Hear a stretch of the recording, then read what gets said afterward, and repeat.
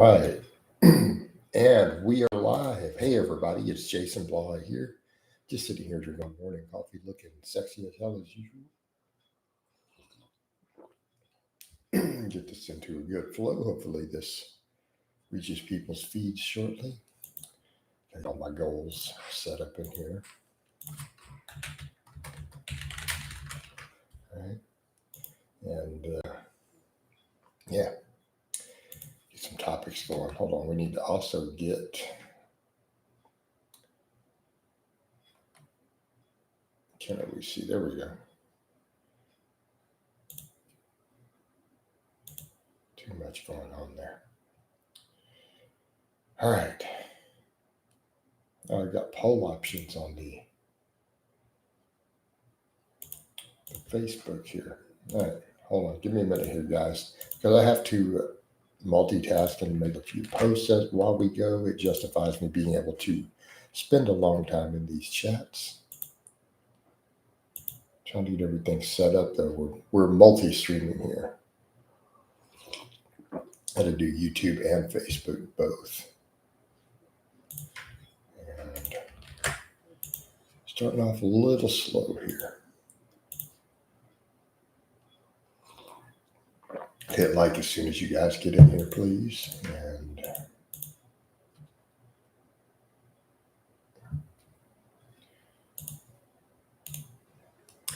meantime, got to get some posts going.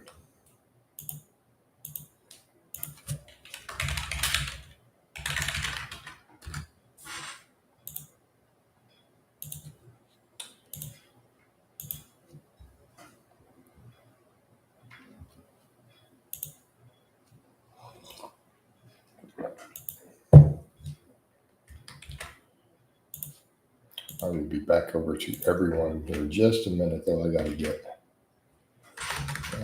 my Facebook group post going. Those have not worked as well as I would have liked this month. I only have like 11 days left. How many days left? 10 days left to earn that bonus. And it's not looking super good.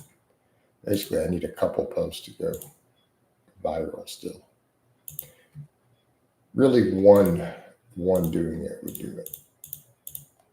And that's unpredictable.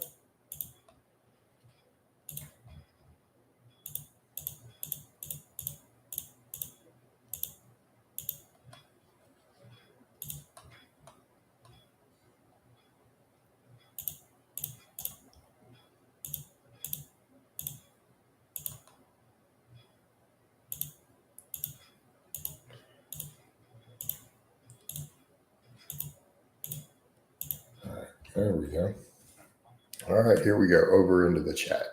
Walk to Poland says, hey, Jason, going to do some power cleans over at Press Chins. Do these power cleans count for leg volume? That's hard to say. They're going to count somewhat. Are you going to build the biggest legs? No. Because even then, it's not even going to be maybe as good as a deadlift always. I had a phase, a year and a half, where deadlifts were my only real leg work. And I did, my legs got smaller and weaker. You know, I lost about 100 pounds on my squat in that time. But, you know, I still had big legs. However, what we need to understand, doing something like that, one, genetics, previous size. Two, my normal working sets were past 5 plates on the deadlift while doing that. I mean, I wasn't coming in and deadlifting, 180 kilos for a couple reps. Right? Like 240, because I know you're in Poland or whatever, I guess. 240 kg for work sets. Every workout. That was just a normal workout. To just come in and start with that. So you need a context for those things. But I didn't maintain 100% of my leg size doing that. Like 90, 95% of it. So would I necessarily count them? I don't know about that. Morning, Peppermint. How you doing? Coach over here waking up. I'm going to do squats on the other days. Well, that'll be okay then. So if you're alternating them, I think that's going to be perfectly reasonable, bro. Perfectly reasonable. All right.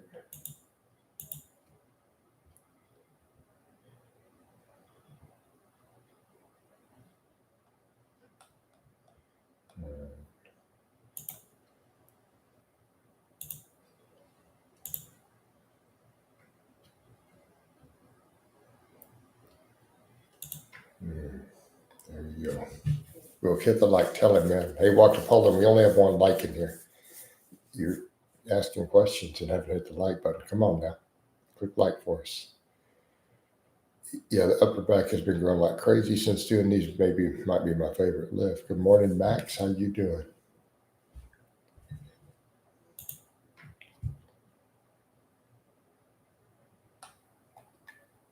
How are you doing? I'm over here just now waking up. This is my first cup of coffee. This is my first cup of coffee.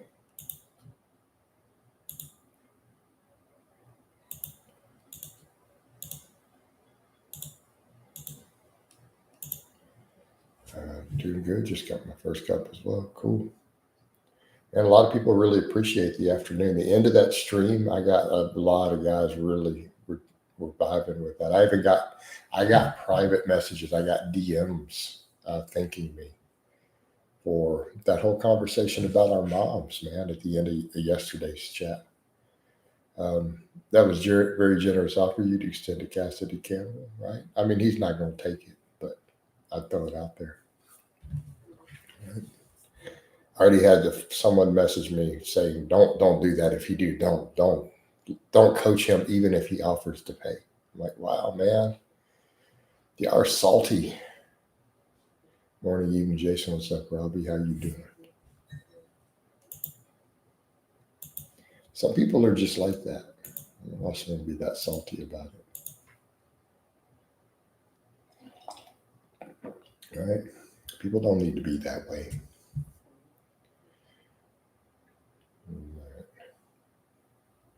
They don't need to be that way.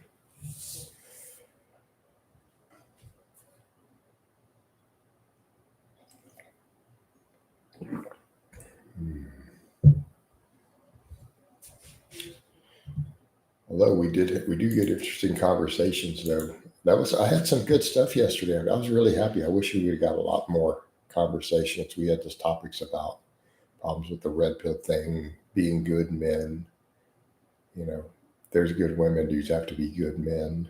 If they want to attract good women, the energy you put out. All right. We need more chats like that. It's too bad that didn't get a huge amount of views, unfortunately. I got to get some snazzier titles, man. The lives they were getting really high views for just a bit, and they're kind of back and forth now. Even though they're longer ones usually do better. But I'm only doing 2 a day, so it's not like there's, unlimited. I don't know. We'll see how it all pans out this month. Like we're still kind of back to the case where the super chats are the big. Not super chats are really where the money is here, but honestly, it's not even that. It's the consultations. So at this point, doing all these lives, I guess really the upside has been the other business. Because I sell consultations and clients in the live streams. So it matters. But hey, we have the upside. I'm multi-streaming now, so I'm on Facebook again.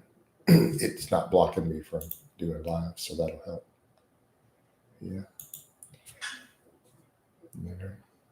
We have a double dipping. Do you like Broderick Chavez? I'm very specific with language, by the way, John. You'll notice people said you're well spoken. I've taken a lot of communication and public speaking classes. I don't think like is the term you're looking for. I'm going to teach a lot of you guys learn.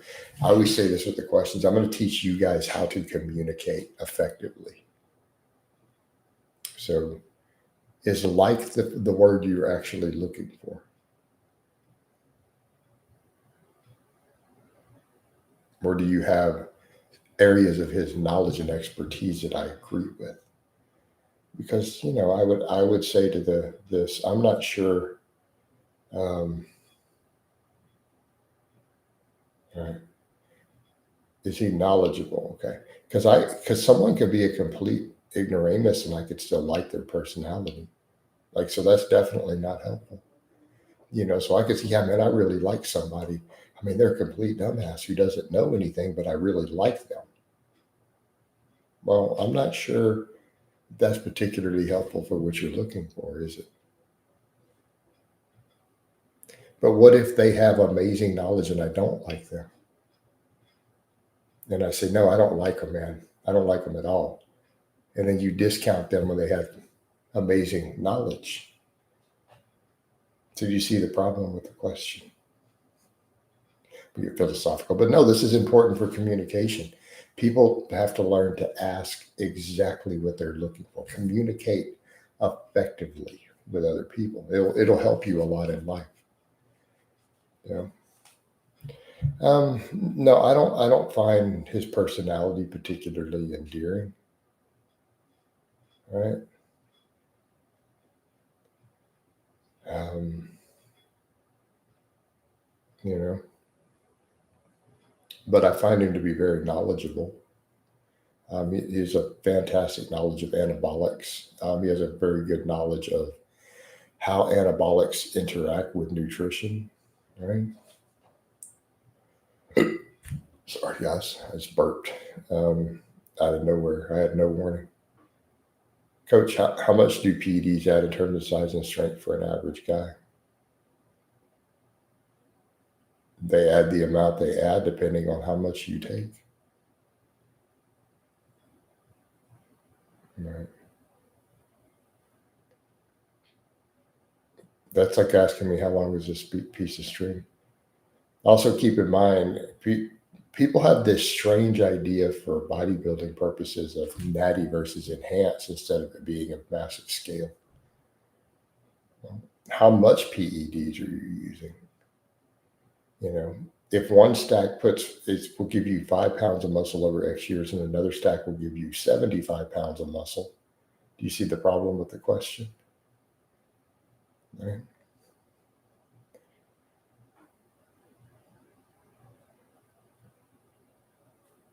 Botter claims I coaches. That is true. He doesn't really talk about who he coaches per se.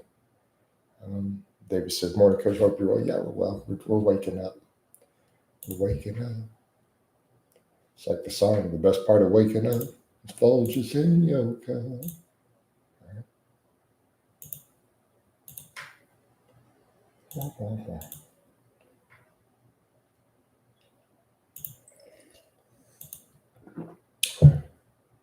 I don't know. He may or may not be. I mean, he's a pretty well connected guy. He might be coaching lots of people. Levin says, let's say they took modern pro bodybuilder doses. I mean, massive amount. Levin, I don't understand what you're looking for. I guess I'm going to just lie. Approximately 37.234 pounds of muscle. Okay. All right. That's the best I can do, man. I'm just made up a number. Because you're asking something that no one can give you any info on. It just doesn't work that way. Or could I just say probably a lot? you know, can we change it from 37 to 57.234 pounds?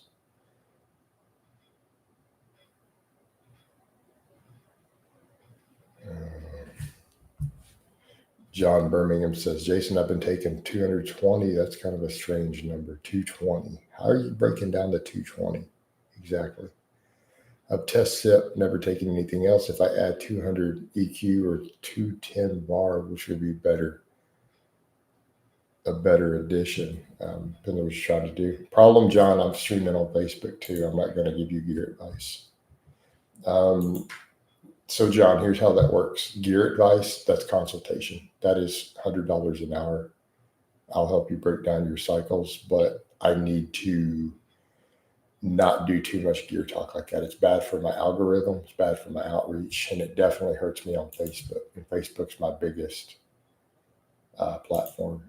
So now, if you need specific cycle advice, I do consultations for that. Mustafa's over here on Facebook.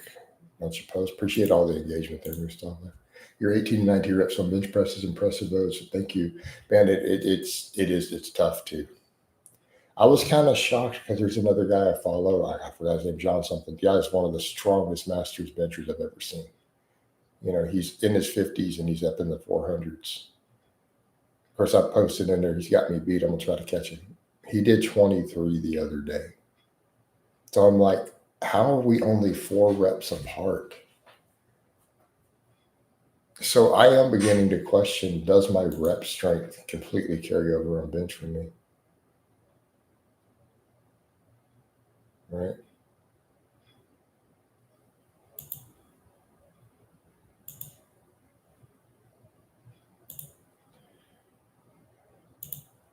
So I'm going to go to Sean's channel and see this. Hey, Sean, you don't have any AI art. So now that's creepy and weird. There's nothing on there.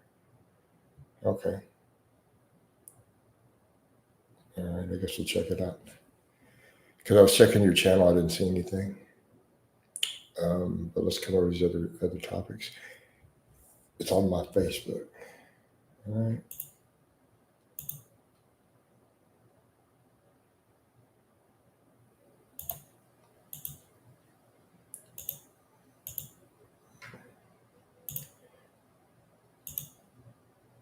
Hey, Sean, you didn't post any on my Facebook.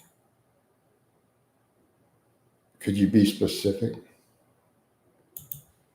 I don't see it at all.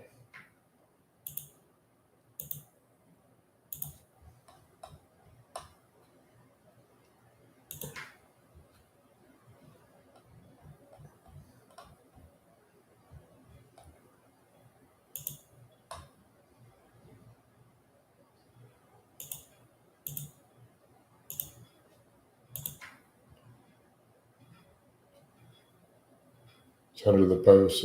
Okay, let me go check that. All right, I'm going to check it out, Sean.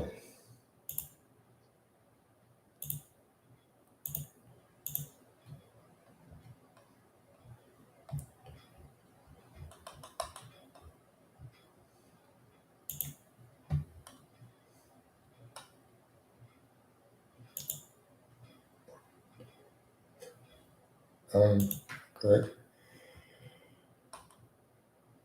Omnivore pride. I mean, it's all right, I guess.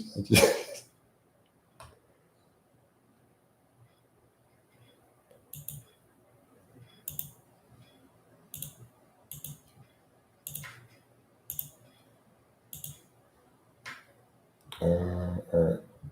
Hold on, got a few things. Mustafa says, I'm stuck. I can't progress anymore. I've been at that strength for a year, but I'm not complaining. It is what it is. We'll keep working away, Mustafa. All you can do is keep putting in the work, brother. All right, let's come back over to the tubes. All right. Oh no, it's like cartoon type art of me fighting vegans with an omnivore pride shirt on. I mean, I suppose. Power coach is not bad. The ball guy is Gary.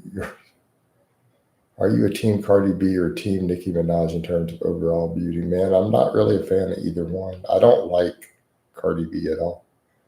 The Cardi B makes music for women who Febreze their panties and wear them again a second time. So I guess I'm gonna go with Nicki Minaj. But Paige Hathaway or Michelle Lumen. I'm gonna go with Paige Hathaway. Yeah. Music aside, I mean, yeah, I mean, realistically, Nicki Minaj is more attractive than Cardi B. I don't think that's a valid comparison between those two. Yeah, any photo of them has a filter.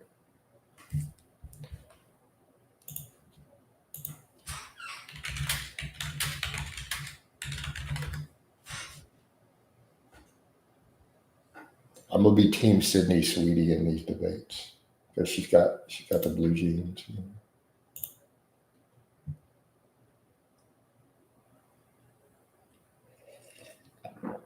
Yeah, no, dude, I don't find Cardi B attractive. I think she's kind of gross. So I mean, this is a hands down win. You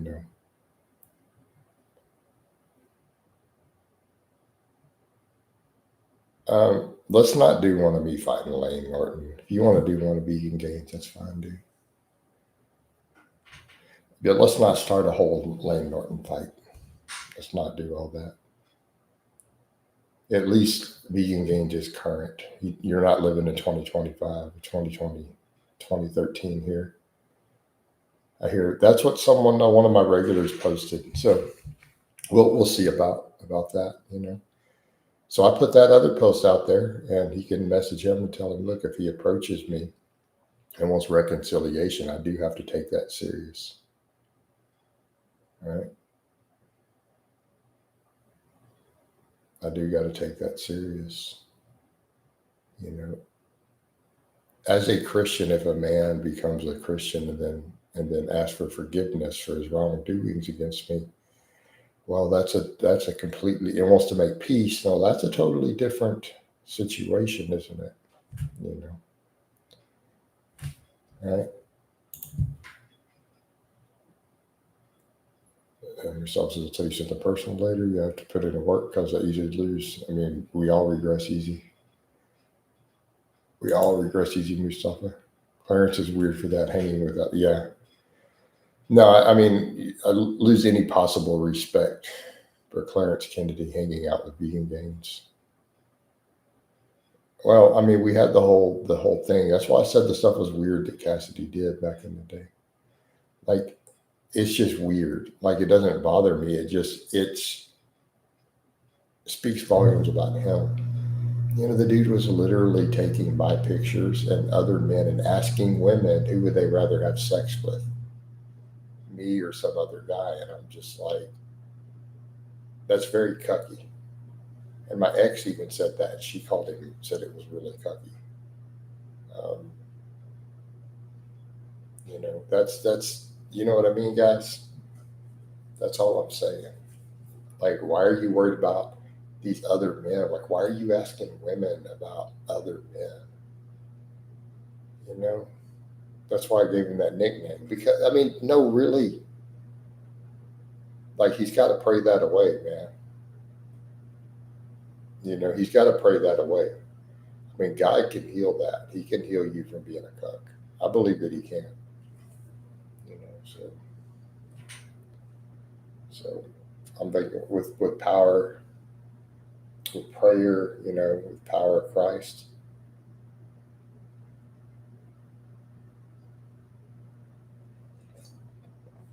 He bought her a teddy bear and an Amazon gift card for an ex. I mean, I'm not gonna. I've never got back with an ex. They're an ex for a reason. You know. I'm gonna get some coffee, guys. Be right back.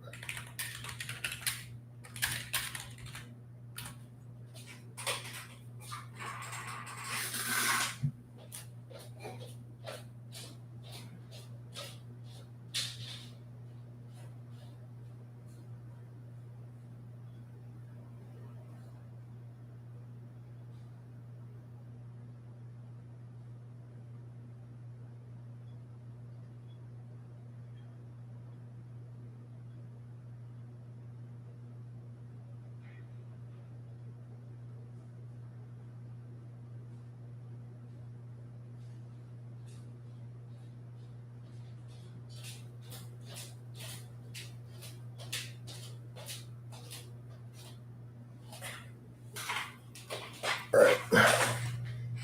Yeah. Let's not dwell. Let's not bring up the poacher guy. Let's just move on. We don't need that nonsense in here. All right.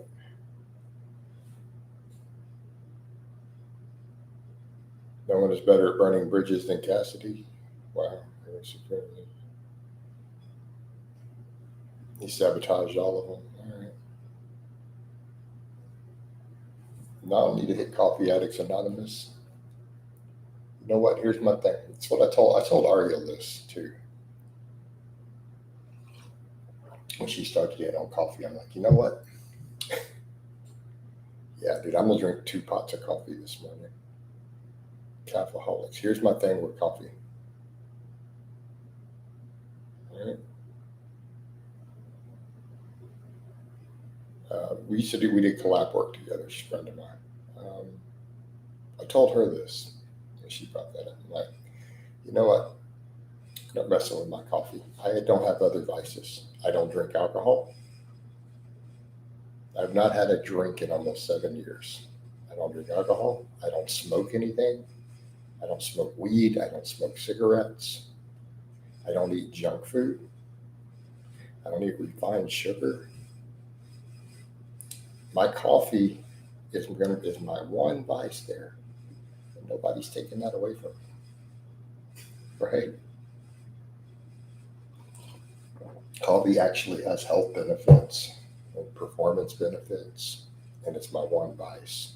Now, you know, so we're running with it. It's my vice there, and I don't care. I'm not worried. So what? I'm a coffee addict. It helps keep my appetite in check in the morning, so I'm fasting. You know,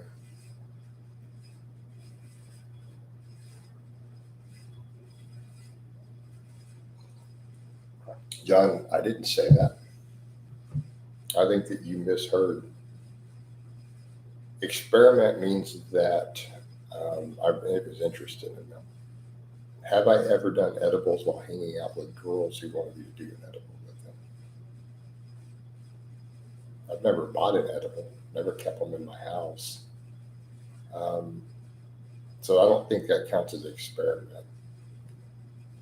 You're hanging out with a cute girl and she wants you to eat an edible with her. I've done that maybe 3 times in my life. You know? You guys may have noticed with this conversation we have, what's the one time I watched anime with these 2 girls who liked anime? One of them was a weeb. Like, okay, fine, I'll watch y'all's anime. I'll check it out. This coach is over here trying to smash. I'm just saying. Uh, that's what I was saying, man. That is my Achilles heel. That's my kryptonite. Is the pain. Is Coke Zero okay as part of a healthy diet? Yes.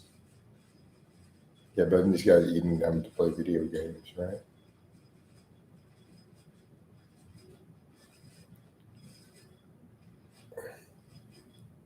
Hey, Sean, why would I tell you my strategy so that you could win? Um, Dudes play Super Smash Bros. Coach playing Super Smash, right? She'll try to get some finger pie. Exactly. That was the whole plan. I'm like, all right. Would you pick up mine for Nicki Minaj? I mean, I wouldn't pursue Nicki Minaj. She's still not really my taste. I guess I would use the bag push line. Be like, hey, show that. Let me holler at you right quick. You know what I'm saying?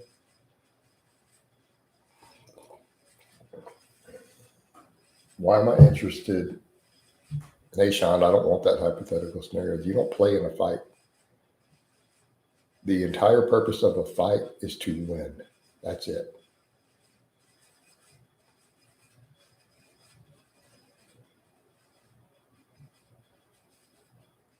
That has to be your entire mindset. Neutralize the threat.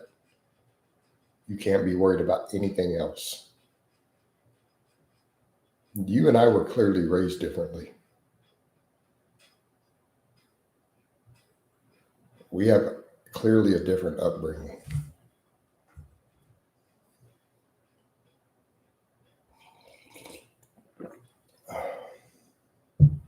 My rule as a kid, taught this from a very young age. If I get in a fight or some dude's bullying me and I hit him, if I stop hitting him or kicking him before a teacher pulls me off of him, I'm getting my ass beat when I get home. If my dad found out, this is what I was told as a kid. If my dad found out that I stopped fighting before a teacher pulled me off of some other kid in a fight, he was going to beat my ass when I got home. Those were the rules. So you and I clearly have a different upbringing.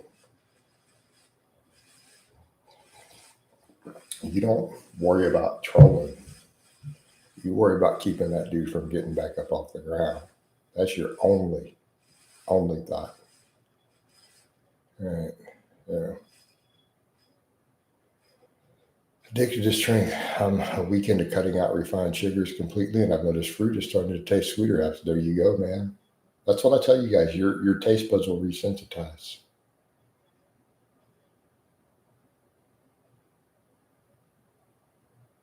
Yeah. You should make some shorts lifting to the baby don't hurt me no more, like Michael Trent. I gotta watch copyright stuff, man. Just continue to protect the human rights to consume animal flesh, and I don't. You make a bigger deal out of that than we need to, Sean.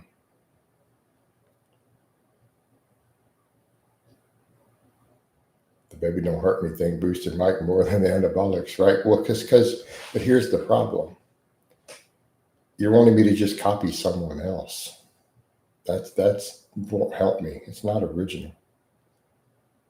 Like, man, you're not original. Criminal ripoff artist. Anybody who knows that line. Desert Sauce, good morning, everyone. Preparing for my push day and hit workout. Hope everyone has a great workout. How do I stop being obsessed with seeking female? How do you get over it? The need for it? How do you think that I got over the need for female attention? You clear, Sean, for someone as obsessed with me as you claim to be, you don't know anything about my personality at all.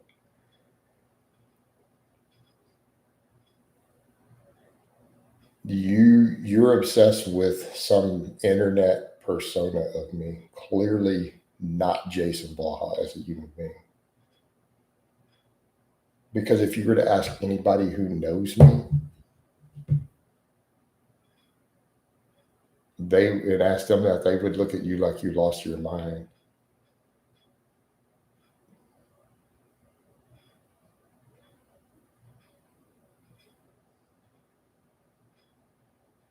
Yeah.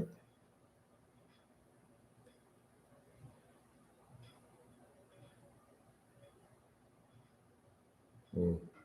Copyright is anything on music. They encourage you to add music to shorts, okay? Yeah, Sean is. I just think that's very weird that you would ask a man who is obviously obsessed with the need for female attention, like obsessive about it. Like that would actually be a way people would describe me. Um, that's very weird. Like, Sean, you clearly don't even know anything about me in spite of your strange mental obsession here. You have completely misjudged my personality in every way, like in the most extreme ways possible. Like you even asked me if I was an introvert the other day. What? I mean, to a point where it is my biggest Achilles heel. Everyone says this. Like everyone says this. I'm not talking about the internet. The internet doesn't actually know me. Yeah, it's just totally weird. It's just, yeah, true in Texas it is. Yeah. You can't fake someone's identity online in Texas now. It is a jailable offense.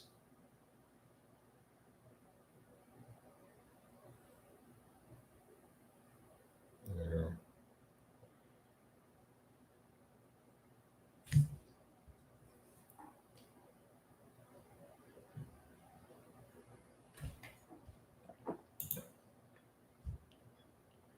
Jacob says, what muscle groups? It's conditioning day. So it's going to be GPP. So it was full body yesterday. So Jacob, but right now I do full body Monday, Wednesday, Friday. Most of the off days are GPP days.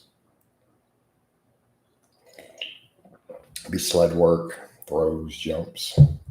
So I'm not working individual muscle groups at all on days.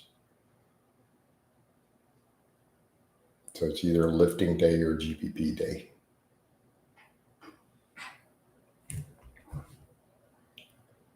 How about you, Jacob?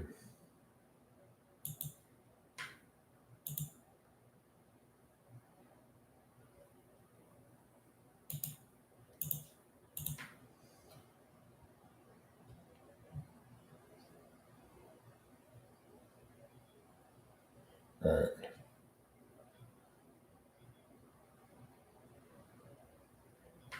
Yeah.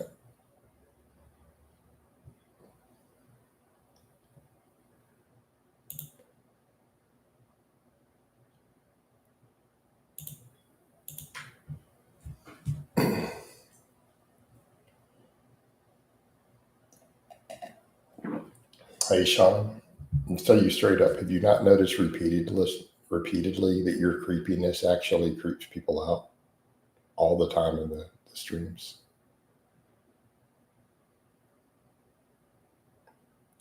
I think that you should talk to a therapist. No, I don't drink fruit juice. Yeah. So again, your mental illness is bleeding through there.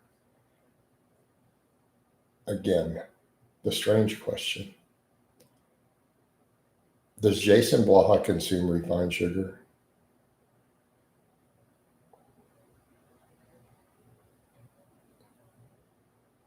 Right.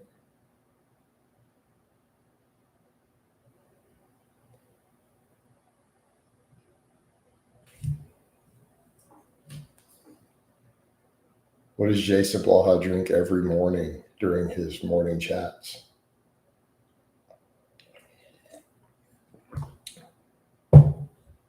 So let's set aside the weird ideas you've created, this fictional persona. So there you go.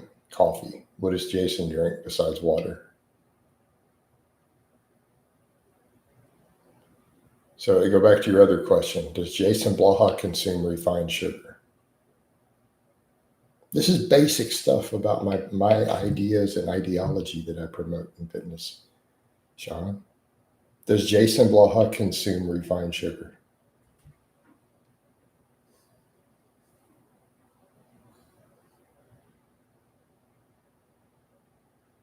Clearly, we know he's on the spectrum, but I can't have the mental illness bleeding into my streams nonstop. Does grapefruit juice help speed up metabolism? You know, Desert, is metabolism the term you're looking for?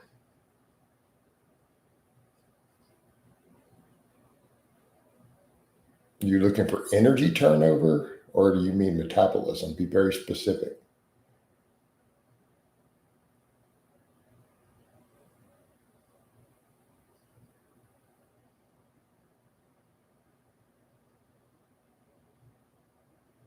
The only way you're going to speed up metabolism is gaining weight, gaining muscle, shifts in thyroid hormones, realistically. So, does grapefruit juice help you gain muscle or tissue weight?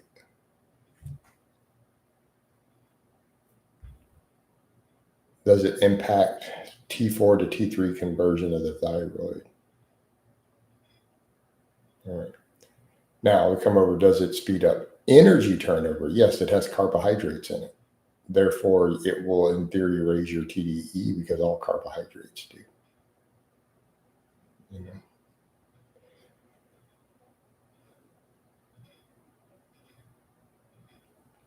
Remender says, Scooby says, knowing what he knows now, if he could go back in time, he would live full body 2 times a week.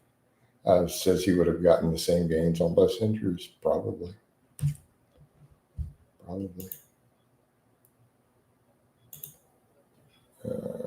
Every other day, sometimes 2 a days. I don't do 2 a days myself, Jacob, not anymore. It's not worth it in terms of recovery. I mean, I struggle to recover from my own training. Like yesterday's workout, that full body, I actually have DOMs today. I'm like, really? You know what I mean, guys? I'm thinking about this hard as I train these days, the idea of doing 2 a days, bro, I'm not doing it. I would hurt all the time. Um, um, are we really going to ask me, John? Come on, are we going to Genova out here?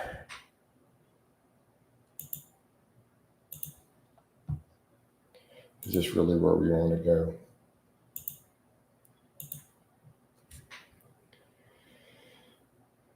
It's obviously a classic piece of cinema, but still, full body 2 times a week would be a really long workout.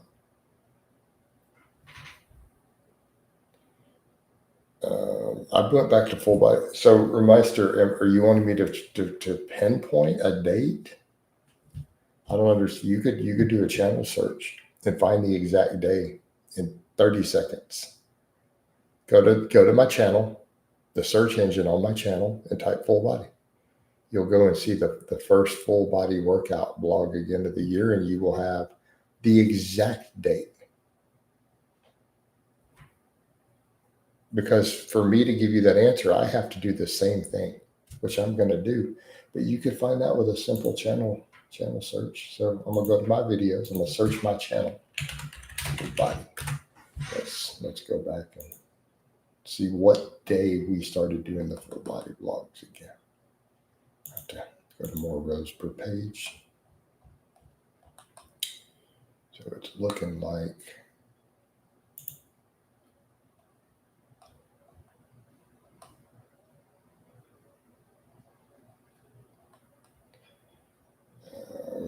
because I was doing conjugate right before that again.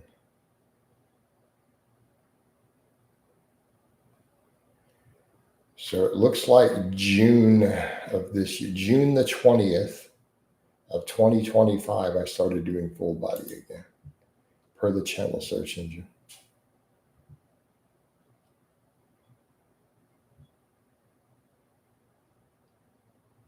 Yeah. Total Recall is my favorite on it. Maybe that's a good one.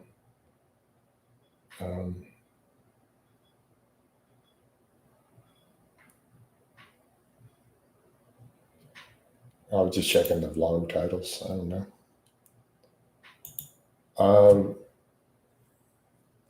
Go back and watch the vlogs. Like, hey, Meister, I don't ever answer those whys anymore. When I rotate programs, I cover it in the vlogs, like all the details of what's going on with my thought process. I don't need to rehash old training vlog material from 6 months or a year or 3 years later. I just don't feel the need, man. I document it. I documented it in real time for you guys.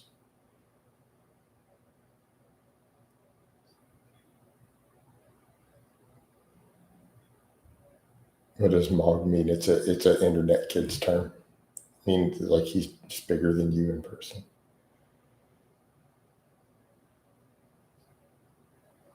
Yeah.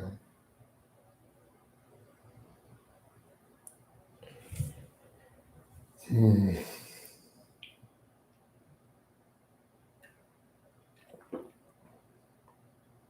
You miss running at all?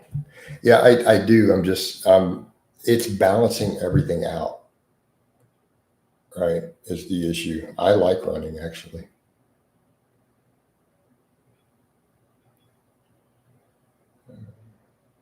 Thoughts on behind the neck presses? I think behind the neck presses are great. If you have the shoulder health and mobility to do them safely, I think behind the neck presses are phenomenal. I personally can't do them right now. We need a learning language model that contains all the information derived from Jason's videos and social media posts.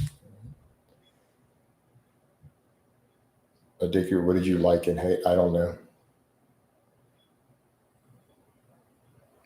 I don't know how to answer that, honestly.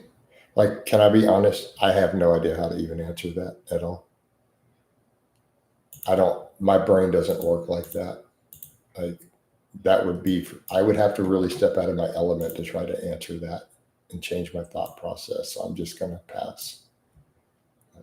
Wait, it's just training, guys. It's just training, y'all.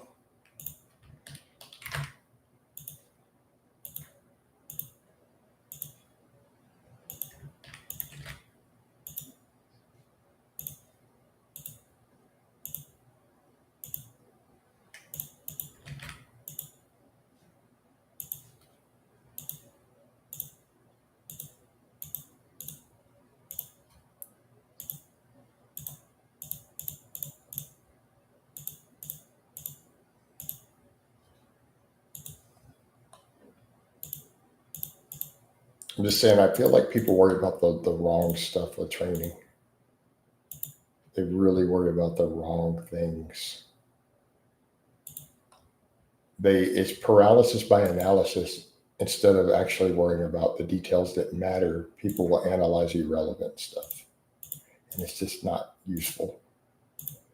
You should be obsessive about things like, sorry, I'm posting for a minute. I'm not seeing the screen. You should be obsessive about things like fatigue, recovery, right? Are you recovering from the fatigue? Do you have junk volume? How soon can you train something again in terms to maximize muscle protein synthesis? These are things that you should be obsessive about.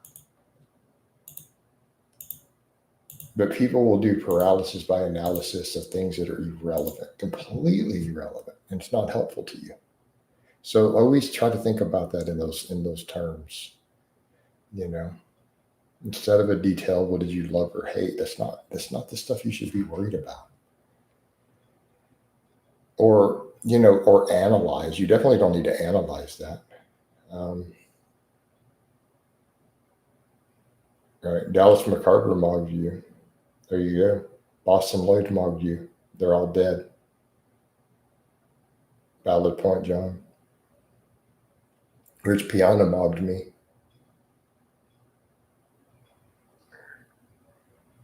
He used to. He doesn't anymore. See how that works? Look, anybody can blast 5 grams of gear and insulin and get big.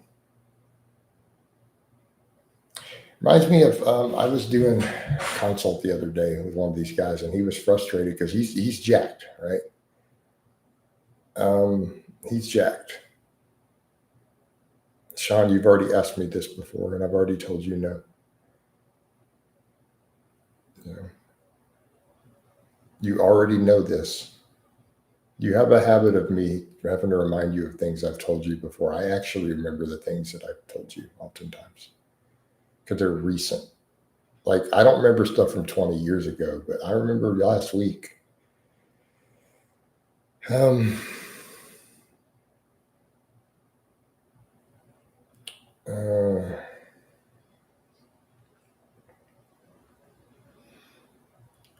But he brought this point up when it comes to these guys on tons of gear. He's like, I have a friend, and he sent me pictures. Like, this is what my friend looks like. He is insanely jacked. Right? He's like, he's insanely jacked. All right. Okay. And he's like, but he trains so lazy. And the guy's drug stack was ludicrous. I lost a sub. What? Oh, man. Why you're angry. Trying to help you guys with your mindset.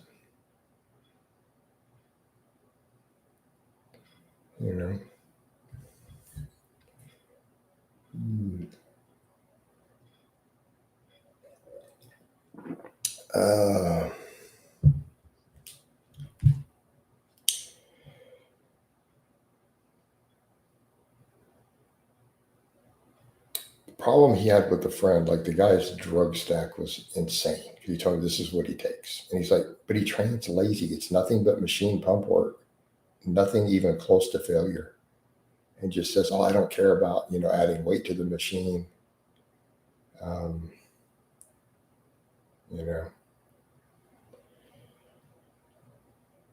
And that's the frustration. And he did have the point that a lot of people realize with enough drugs, people can get crazy jacked.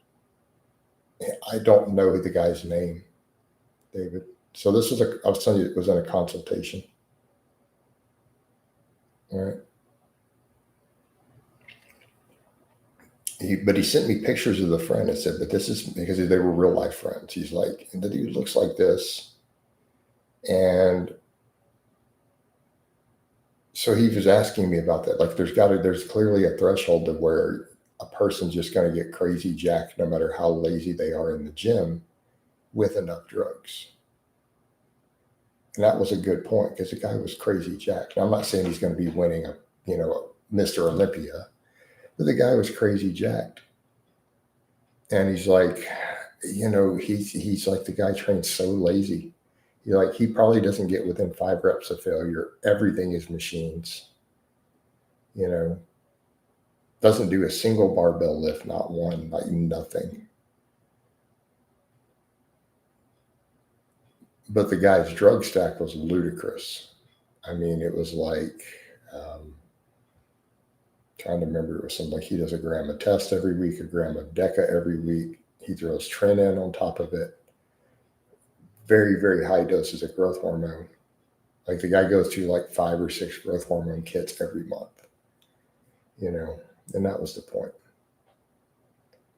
Are all open Olympia competitors also? It's very obvious they are. You shouldn't even need to ask. Just look at them. All of them are.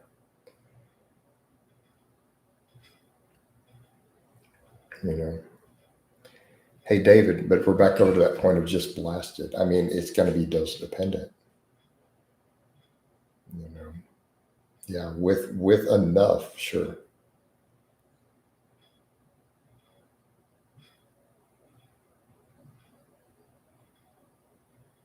Yeah. You're not going to be on that stage without site enhancement.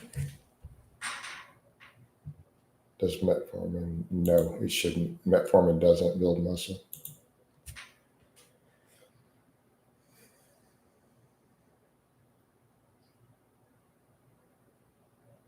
That's been studied, Sean. There are direct studies on this, by the way. It arguably for natties may even cost you a small amount of muscle. If you go off of the research for guys who are not using anything else, I don't know. I've never heard the Viagra dudes do it for pumps. I've never heard of Ritalin in bodybuilding. That's a new one to me.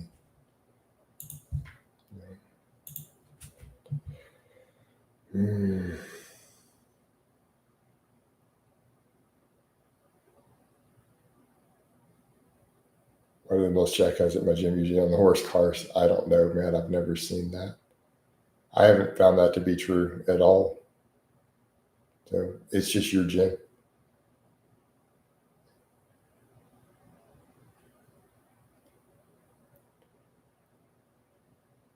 Because the money goes on gear, right? I mean, that would be with the joke, the answer that you're looking for, but I just haven't seen that to be true.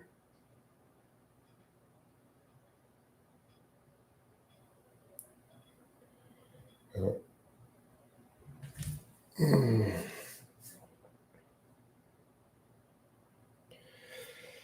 right. Well, here's the problem, John. Let's just be realistic here. Let's accept a little bit of reality. Does anybody care when Jason Blaha calls somebody out anymore? Do I have the ability to end careers or end outreaches at this point in the game?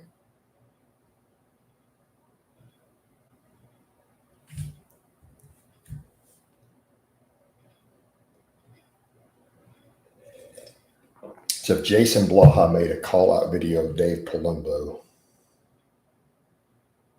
how many of his fans would even see it today? How many fans would he lose? How many followers would he lose?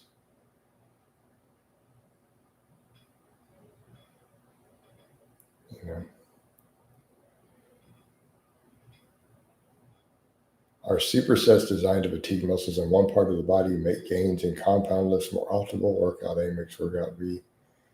I don't think so. No. Are you asking me, is that what some people's intention is? Or are you asking me, does it actually do it? Because you said designed. Well, I suppose design means it's the intent, but a designer needs to know what they're doing. I don't know. Are you asking me, does pre-exhaustion work? It's been debunked in research for decades. But that's the idea. But you're talking not supersets, you mean pre-exhaustion. Where this habit of some lifters is rolling the bar towards them on the deadlift comes from the equipped lifting world. Right? Strongman. Morning, Coach. Hit the light. Good morning, Al.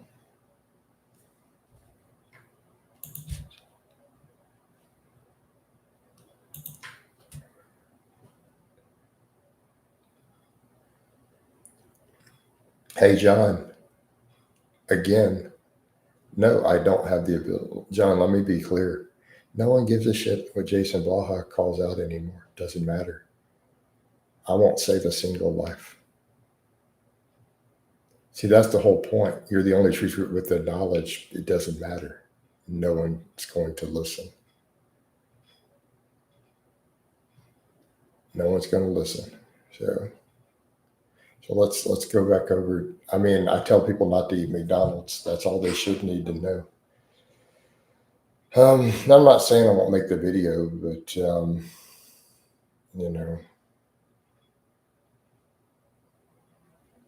no one's going to care. John, but look at what you just wrote. Look at what you just wrote. But the video won't get 10K views. It'll get 500 views. All right, so.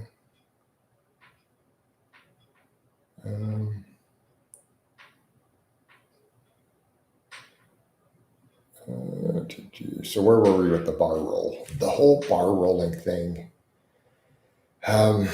is largely fat guys in deadlift suits with straps is where it came from. Most raw lifters, it's going to actually hurt their tightness. So the bar roll comes out of strongman largely, right?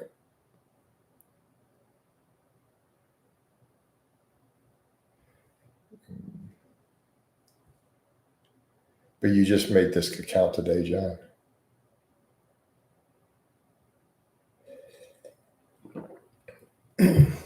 But yeah, so dudes who can't squat down to the bar have to roll it. If you got a belly and you're in a deadlift suit, how else are you going to get to the bar? Especially if they get their straps on. All right, I need to be right back.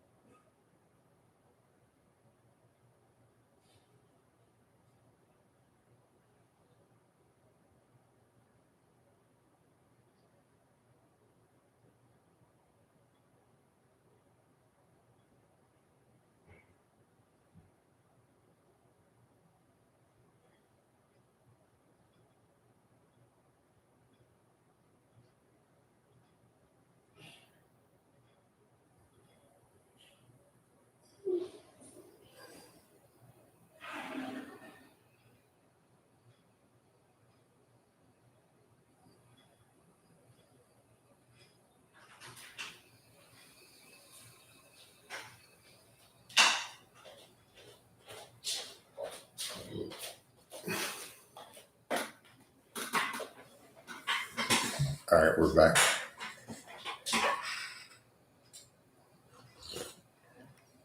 Wish I could afford coaching. Well, work on your finances, man. That was sad. So we saw the thing with addicted to strength, didn't like what I said. But the reality is, people will say, well, how do you get people so strong? How do you still lift the weights that you lift unhurt at your age? And the mindset is a big part of it. And then when I tell guys, your mindset's a problem, and I don't worry or think about any of those things, they'll get upset. And it's like, do you want to get strong or not? Like, do you want to still be strong 20 years from now or not?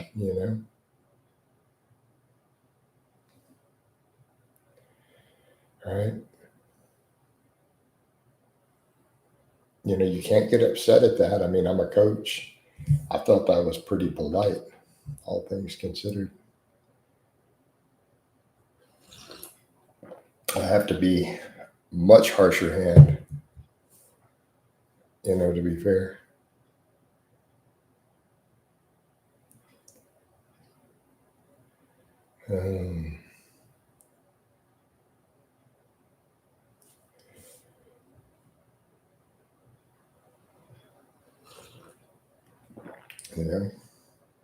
Give advice on people's mindset. They get upset sometimes, but it's like, man, look, do you want to get strong or not? Name's addicted to strength.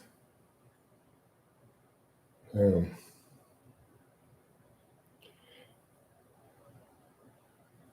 mindset towards training has been a pretty big factor in me being where I'm at in terms of strength at my age. It's an enormous factor. And so if you're going to ask me a question about my mindset, I'm just going to be point blank with it.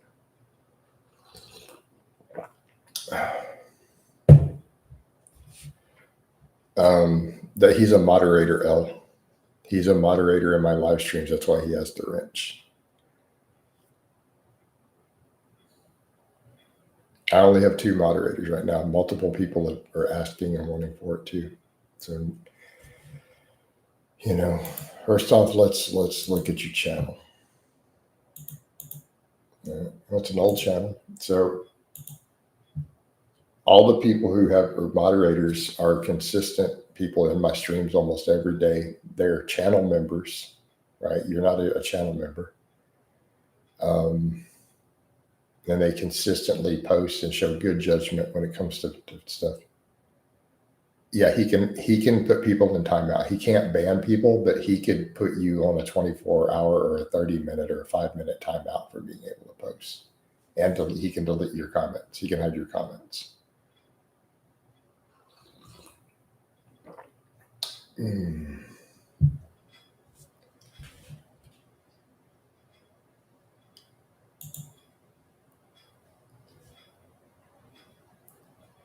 So that is exactly what it means.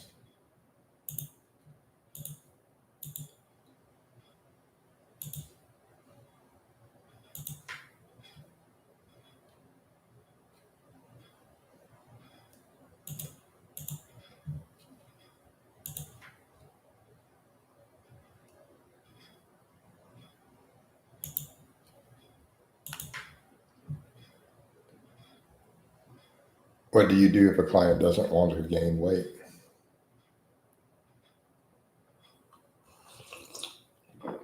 Let me ask you a simple question. Why would you think the answer to that question would be the same for different clients?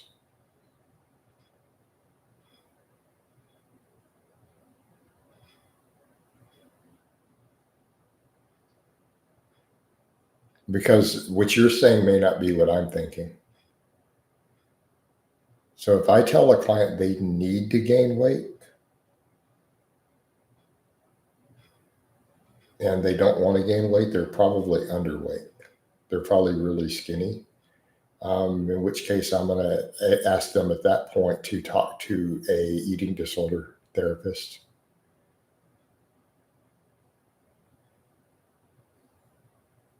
Right? They're probably possibly anorexic or bulimic. And I'm going to ask them to talk to a therapist at that point.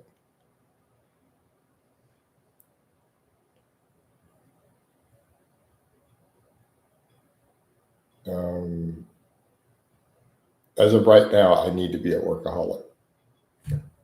So, do I feel like, no, I know I'm a workaholic. No, they don't get paid. Why would they? No. They pay me, they're channel members. So the people with the star pay for a channel membership. What are you talking about? I'm running a business here. All right.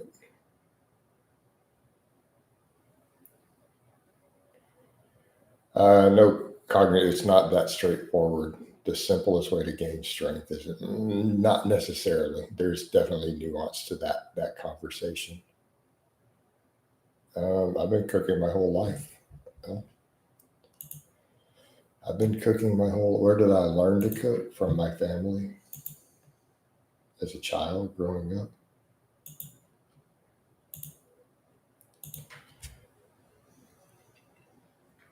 Some of them are not as like lately. I've been doing a little more simple. Um, how many revenue streams do I have? I'm a businessman, right, John?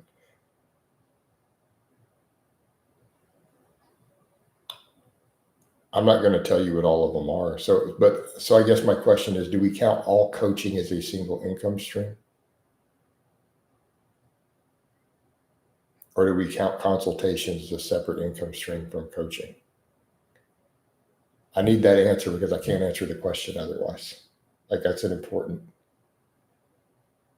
Or do we count each Cash App as a separate revenue stream? Like, do I count PayPal, Cash App, Venmo, Zelle as separate revenue streams, or can we count coaching as? Because I'm trying to give you an answer to your question, and so I need to know what you're counting as a revenue stream.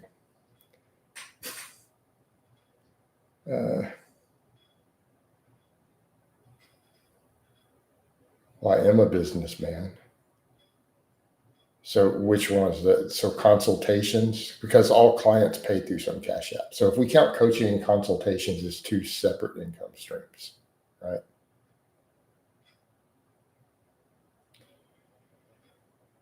How many income streams do I have? So not counting Cash Apps because that's how clients pay. So coaching and consultation are count as two. Yeah. 6, 7. I have 8 income streams.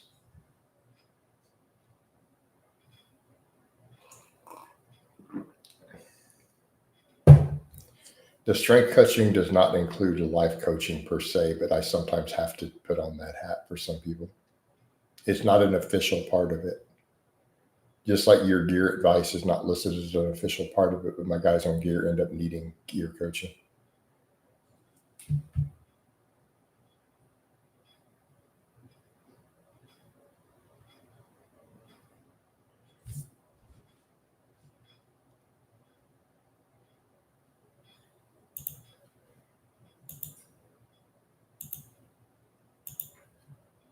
I love waking up Blaha though.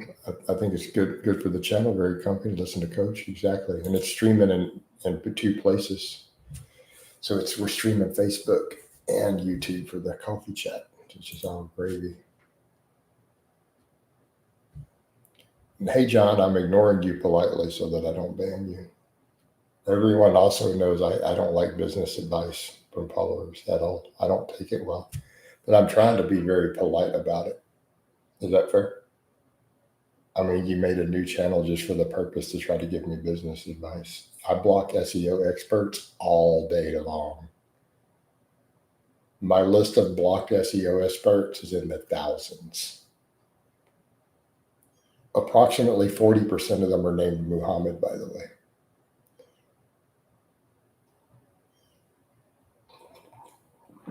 Yeah, I doubt that you are. I think you just made this account up just to say that. There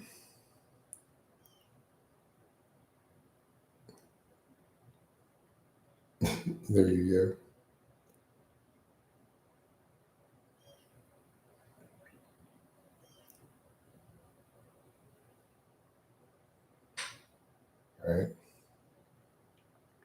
a peppermint. If you want to explain it to them, that would be helpful. Because I guess followers do have ways they can see that.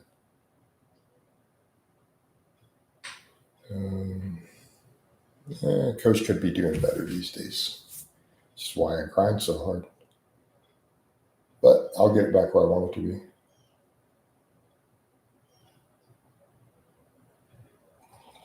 be. I will never open a Discord channel. Yep.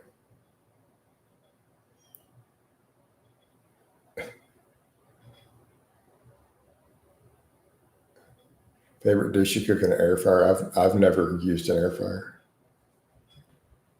I've never used an air fryer, so I wouldn't know, man. Discord is pretty popular. Discord is also a great way to hack people. It's a great way to have troll infiltrate. It causes problems. Can they ban? No, they could. They could, in theory, delete the comment.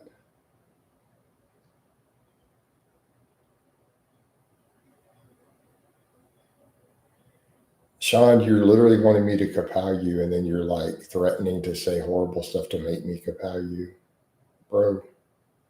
Sean, I want to help you out, bro. You should talk to somebody about this. It's very clear that you have some difficulties, and saying this out of compassion,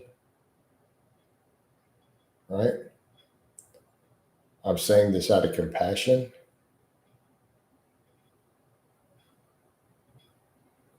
That you need to consider talking to a mental health professional, for your own good. And I'm saying that out of love. Okay. All right. Danny says, thanks for the ambassador message. You. Yeah. Danny, I had 3 guys message me yesterday when I made that thing. So I had 3 people come through last night and say, hey dude, here's my stuff. I apologize for whatever. It's my account. And I unbanned you guys. So all good, man.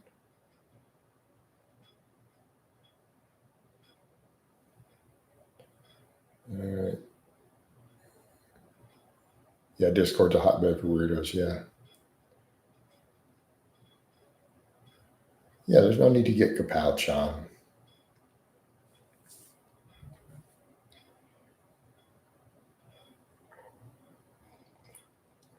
But Alpha Destiny was scamming people with fake lifts, and he was causing harm with the above the knee rack pull. I called him out for good reason. Right. No, the L is an old. Look at his channel. His channel's 13 years old. Yeah.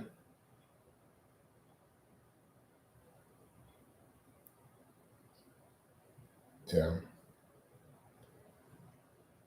I got hurt taking Alpha Destiny's advice, right? The guy literally faked lifts. And then he quoted me all through his book and sold the book and didn't give me any credit. There were numerous Blaha quotes in his book, no credit given.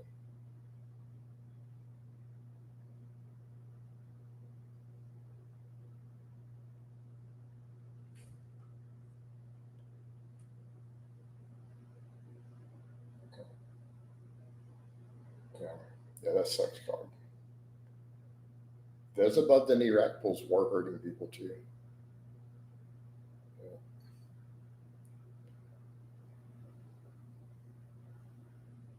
Yeah. Dudes over here, like skinny dudes. Like I used to see people imitating his stuff. And I'm like, this is hurting people. This is causing harm. Um, Dudes doing 600-pound 4-inch rack pulls who weighed 150 pounds. Didn't even look like they lift. And it's just, oh dear Lord. And then uploading it online. Yeah.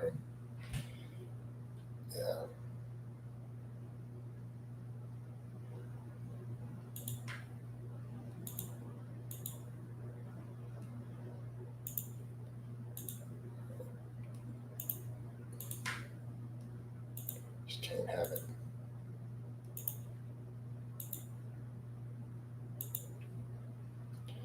There's just some things a man can't tolerate.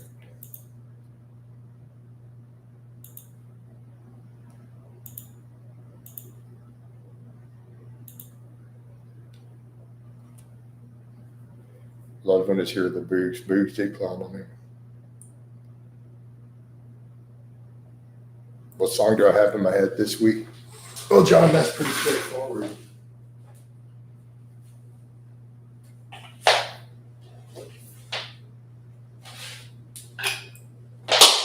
What song I got in my head this week?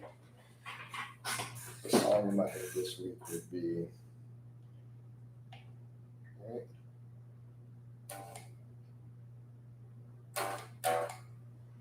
Oh, hell, I can't even play this morning. I'm not even awake.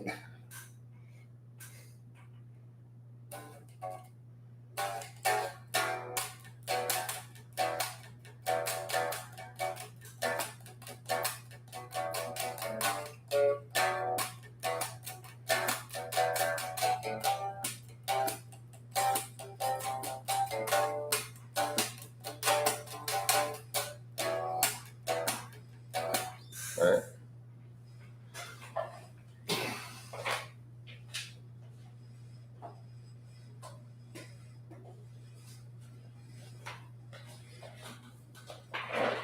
No, I don't got an acoustic. I won't plug it in. I need to plug it in. Now that I need to plug it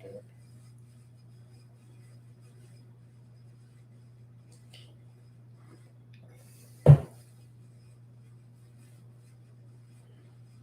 It sounds terrible on here. I don't do that because this software does not like it. It just totally, the mic messes everything up, and then it turns the volume way down. I've tried this before. It doesn't work out well on the live stream.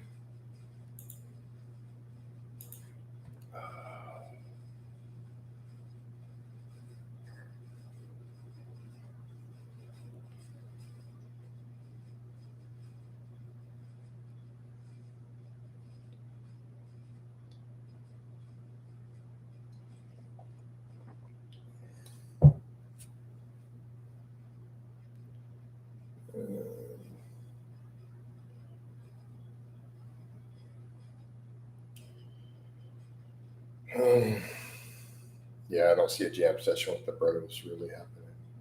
A lot of them like to maintain their privacy. Not only have I never played the banjo, I don't know anyone who plays the banjo.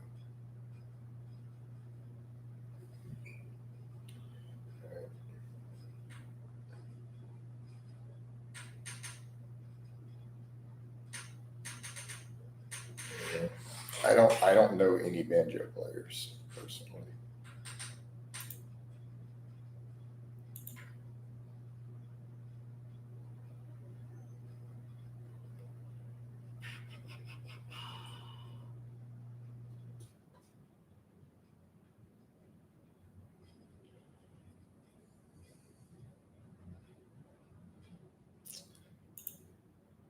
I'll get some other posts going in a minute.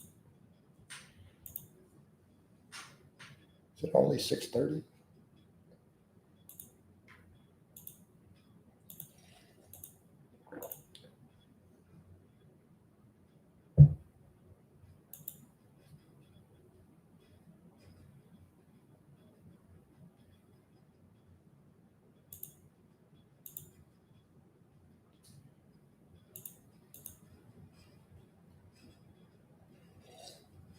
Yeah, I can't help you there with the banjo situation.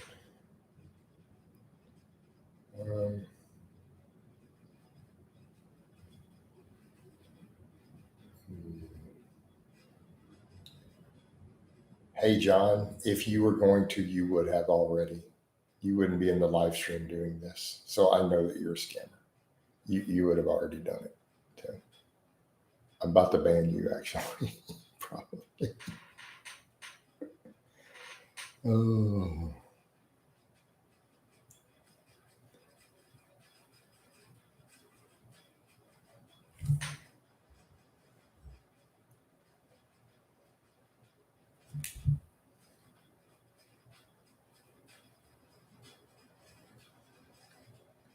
So you do social media marketing. I'm going to ask you a question, John. Is your first name Muhammad though? Because I don't believe you that you do SEO if your name isn't Muhammad.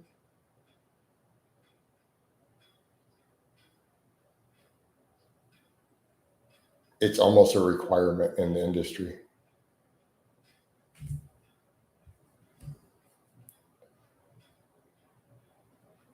I'm just saying I'm someone with a lot of experience with SEO experts messaging me.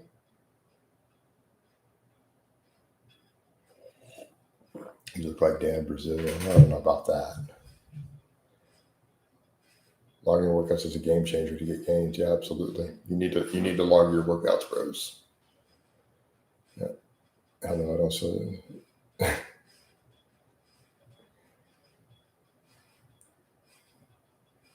No, I didn't know this is hilarious. I kept trying to figure out, and I was chatting with my friends about it. This was like, these are real conversations I've had with my friends.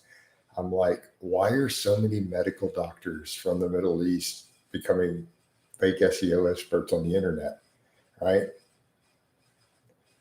For years, I thought they were guys claiming to be medical doctors. Right?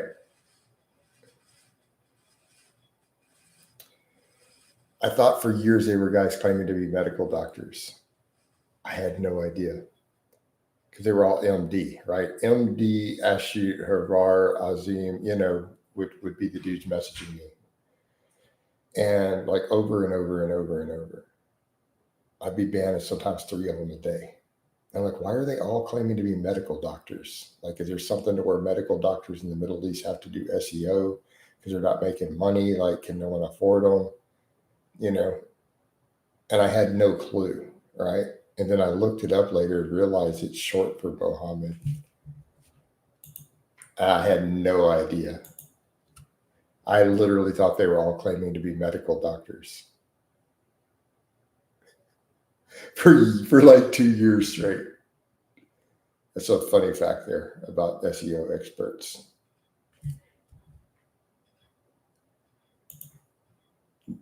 Like I had no idea.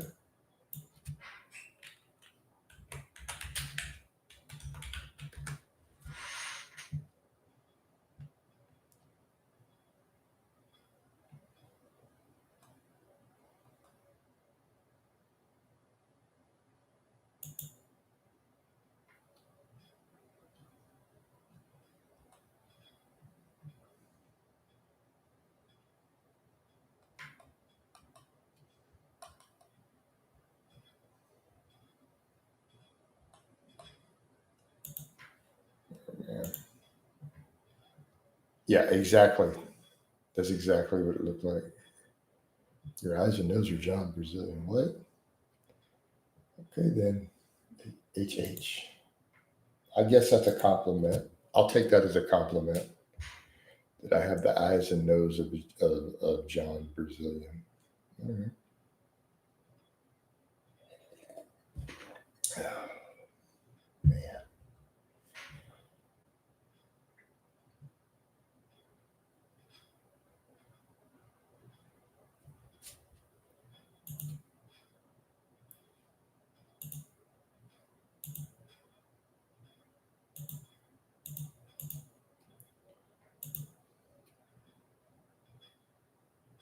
Mm-hmm. Get those views up.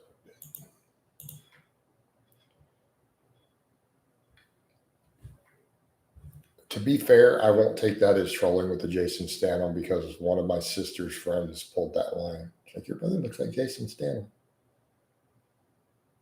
And she just like got her squirt bottle at him. No.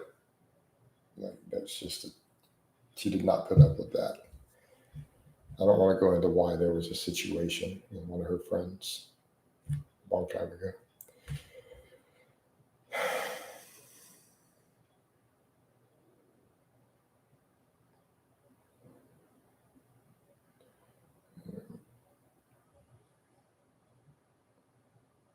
But it was her fault. I got her to admit years later it was her fault that I slept with her friend in her bed.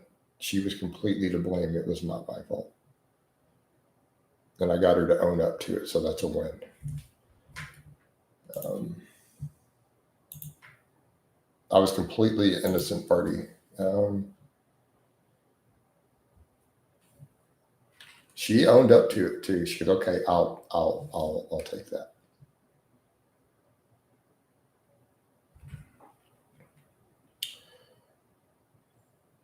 And the reason is that what's the line that you have uttered many, many, many times? 100 times you've said, if my brother walks into a room, the craziest bee in the entire room will F him.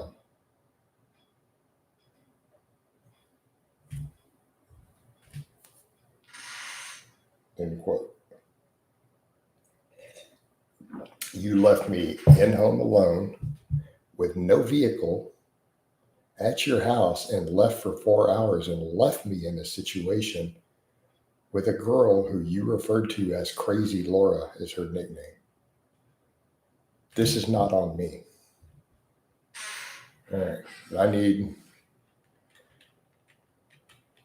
No, I don't put on any act. I just be myself, man. All right.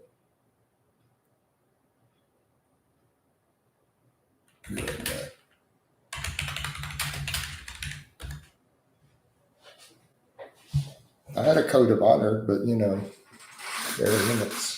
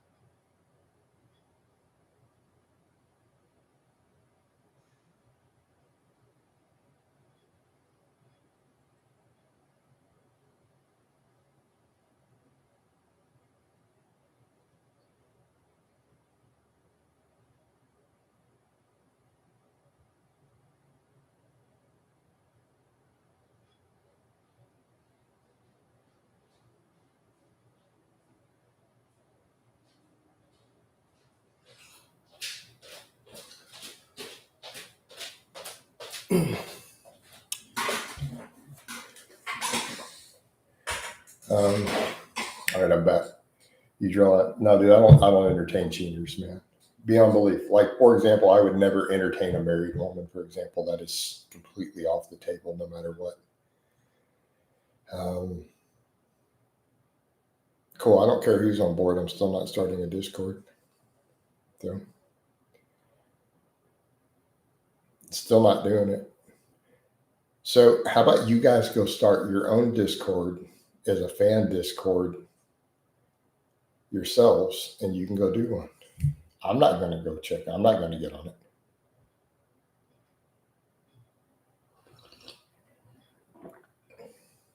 All right. Right. So, hey man, you guys are free to go make your own fan Discord. I'm not going to visit it though. I have no desire to be in a Discord at all.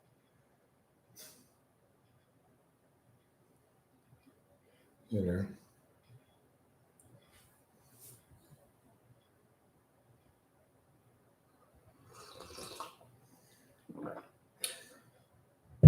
And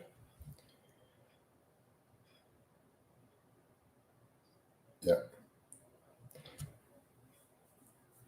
Well, here's the thing, man. Because you want the answer, big. All right. You want to know why? Because John's a stalker, and Discord is an effective means to upload spyware to someone's computer. Therefore, he would love for me to be in his Discord. It's very straightforward.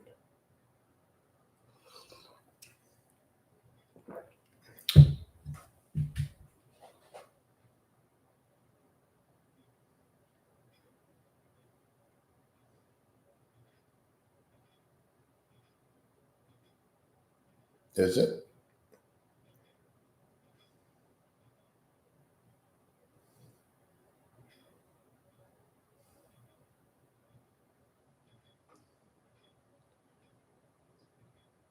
HH, I've been on TRT for 15 years. So what do you mean?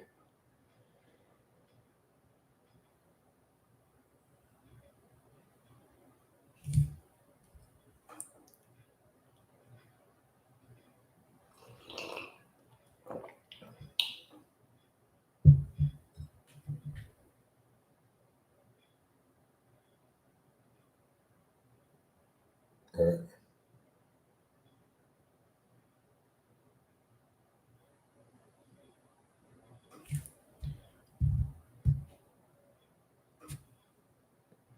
I'm 48 years old, HH. I mean, I'm on a replacement dose of test, dude. Yep. I'm also thinking about myself and I'm projecting, right? Fair enough, HH.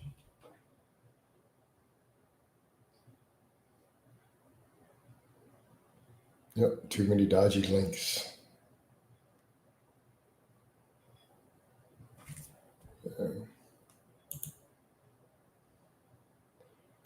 I'm sure you'll be back tomorrow with a new account, John. Hold on that.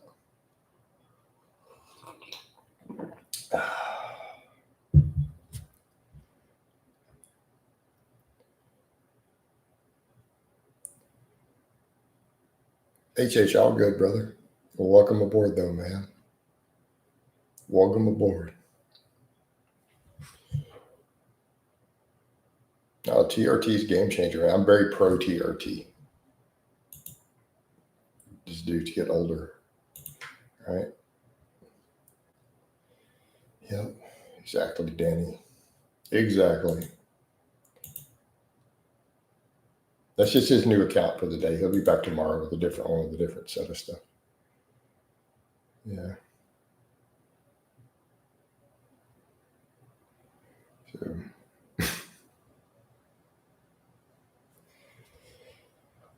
I entertained him long enough. Don't worry, he'll be back tomorrow. In the afternoon. Sometimes he makes 20 in one day. All right.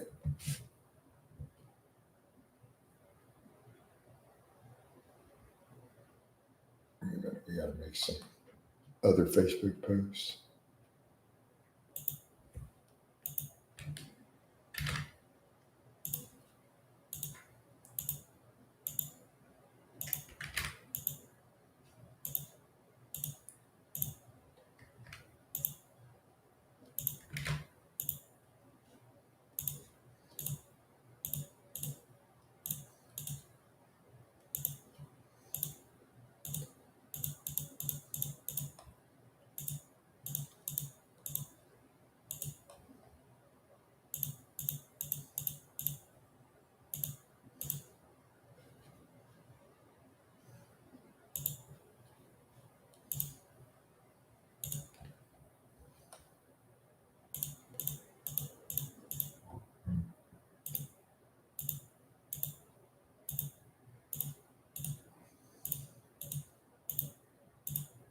We'll get back to you, lovely people.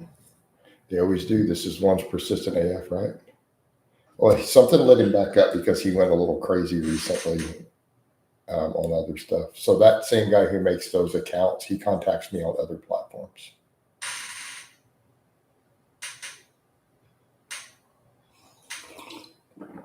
Oh, she owned it. No, Danny, she owned the situation. She just like straight up, you know what? She goes, you're right. I'll own that.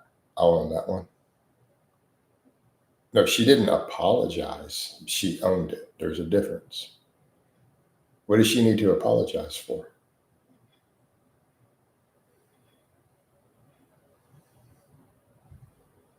Like she was angry, you know. It was. I'm not going to go into all the details. It was hilarious. The rant was hilarious, and I put up with it for a couple of years, and I turned around and got her to own it one day. Keep in mind, the girl was French, and she was au naturel. She was a French girl who didn't shave anything other than her legs. You know, there was an upsetness amount pubic hair on her pillow, and yeah.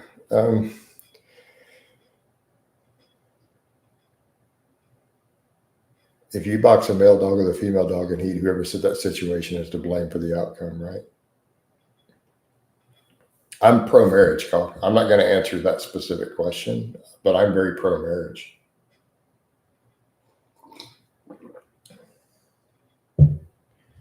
Right? I'm very pro-marriage.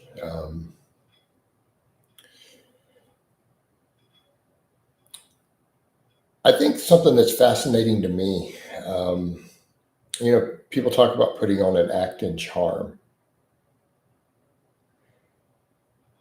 All right, this is something that I will say, and this is women who know me, who are friends of mine, family members, would say this. Here's your problem. Yeah, I don't discuss my current relationship. You guys don't know that I'm not married now. Like, you don't know this for a fact. You wouldn't know. I wouldn't tell you.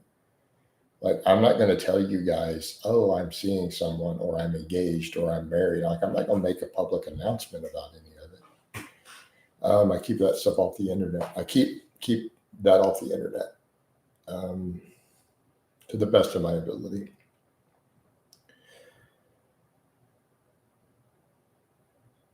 I've learned my lessons there, right? There we go. All right.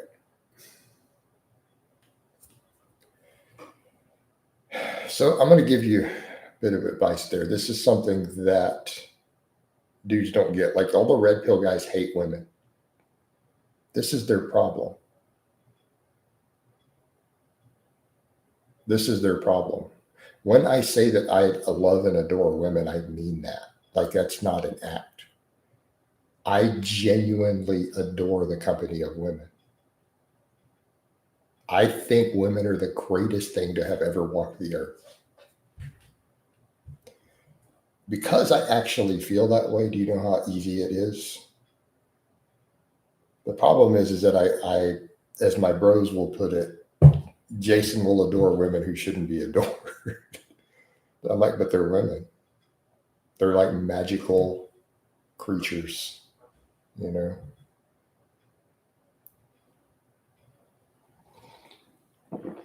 I enjoy the company of women. I enjoy sitting down, talking to, and being around women. I genuinely enjoy just their female energy and their feminine aspect. Yeah, no, I mean, I really believe that.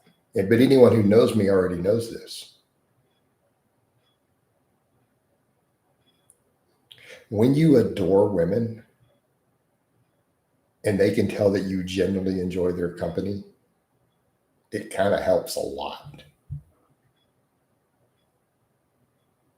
I'm harsh with you dudes. Okay, but notice the way that I talk to women who come through here versus the guys. Do you not notice a difference? So when the girls come through, the different ones who are confirmed women, do you notice my manner of communication with them is completely different than with you guys?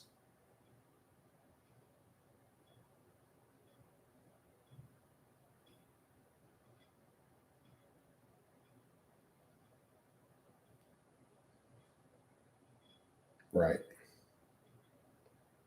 Because there are multiple people who come through who are clearly real women. Or even I know them, they've been clients and stuff. Yeah. Hey, Robbie, and that's fair, man. That's all good, brother. It's all good. You don't have to. You know, problem is the red pill dudes all have contempt for women. Yeah, that's not helping you, dude. That's definitely not helping you at all.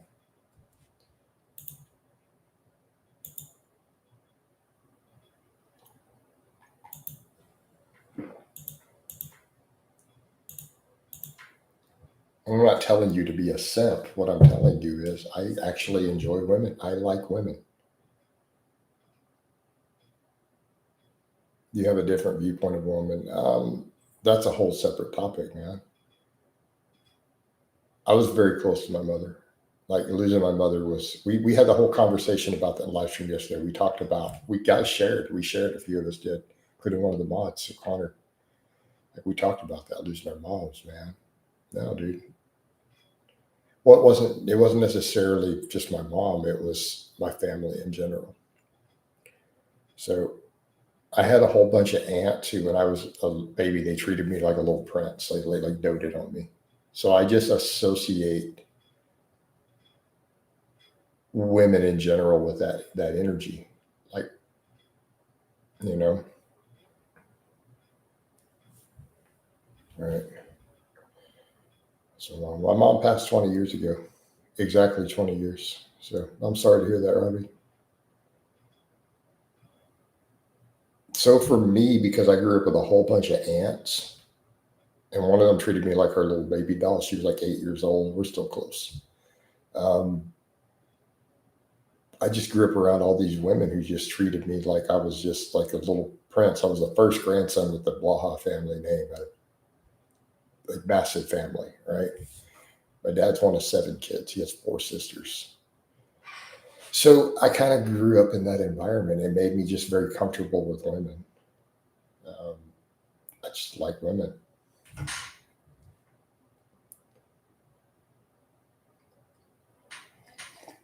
But that's the best way to treat it, Robbie. I was treated like that. It is comical, but it's kind of funny. You know, so that's just my expectation. That of course women like me. Why wouldn't they? From my early childhood, they liked me.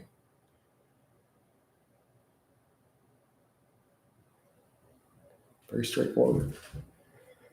You know, well, don't be jealous of that, man. Just go out and meet women. Well, women play games, man. There's a point where you kind of got to go. You can still adore women while saying, "Hey, this woman's not right for me," and cut her out beyond belief. That's a point where a grown man has to step up and go, "Yeah, we're not doing this." Right? Either they know what they want or they don't. But here's the thing: just because there are women who do certain things that you don't like doesn't mean that you need to hate women. No, you can still adore women while still saying, "Yeah, I'm still not going to date this particular woman. I don't want a relationship with this woman."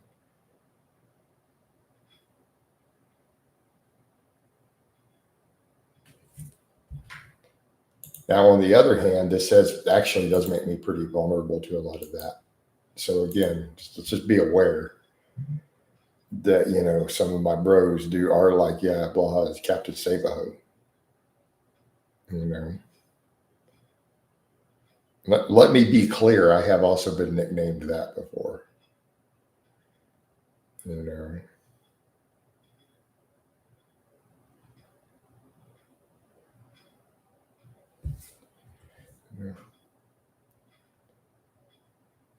what do you mean the story? You think there's only one or two or three? What do you mean? You just say hello? Do you talk to women in the grocery store, man? What do you mean? Must sound like Jennifer Lawrence. What do you mean? What do you mean? Right? That's a great little meme. What do you mean? Why are you shaking the bottle? What do you mean? All right. So I don't know what you mean. You just talk to them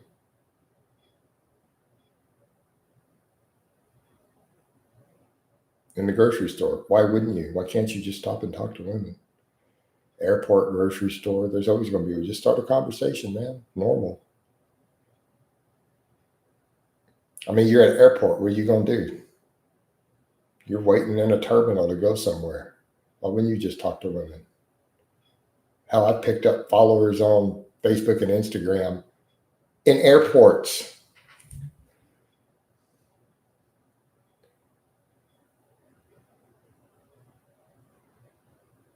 All right. Well, sometimes while you're in the checkout lane, you don't have to have a long conversation. You can just say hello, talk for a minute.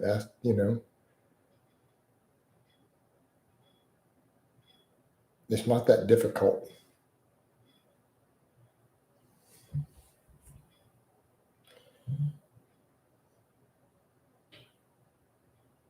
Yeah, who said you're trying to get their number? I'm not even trying to get their number. I'm just chatting.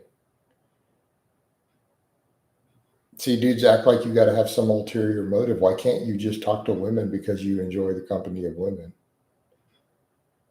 Why can't you just start the conversation? Why can't you talk about the price of the watermelon that day?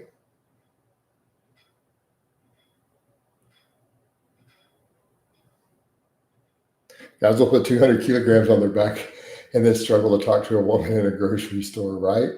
Why can't you just simply talk to her about the price of watermelons and you see that she bought watermelon and you bought a watermelon? Why can't you mention the watermelon sale? Why can't that be a topic of a conversation?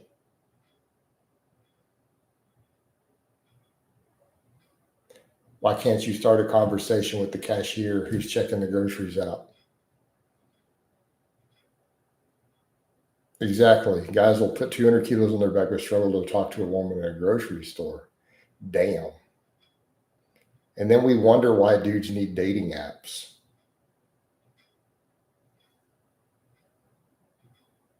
I mean, but to be fair, if men just simply learned to talk to women comfortably like that,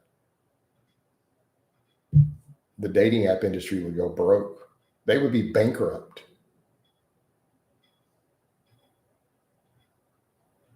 If men could just simply in the grocery store talk to a woman about the watermelons in their basket without giving it a second thought, without even thinking about it, just as a natural reflex, Tinder would go bankrupt. They would be bankrupt. They wouldn't even have a business model.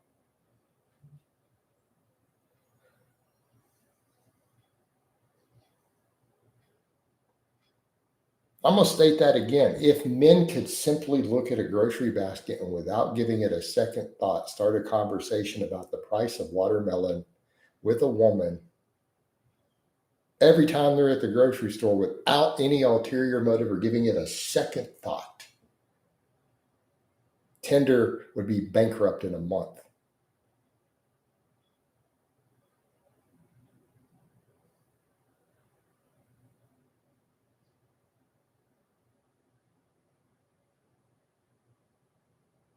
Game over. They're done.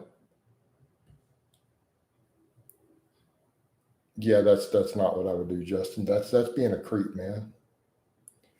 Robbie says my wife passed away a few months ago. Happy single. My miss gave me strict order celibacy for me.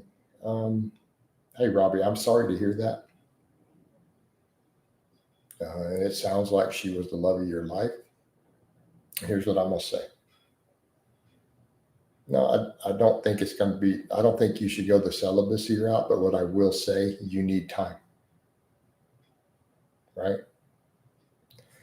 I'm sorry for your loss. Genuinely sorry for your loss.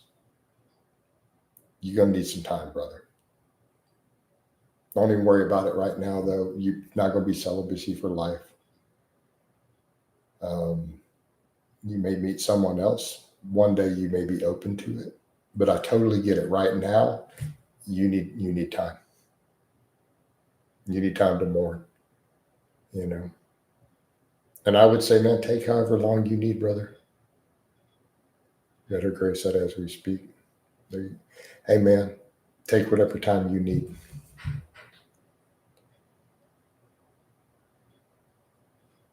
But here's the thing I will say. I'm going to give you this bit. Do you think if she truly loved you, it sounds like she did, you truly love her, still do you think she would want you to be happy?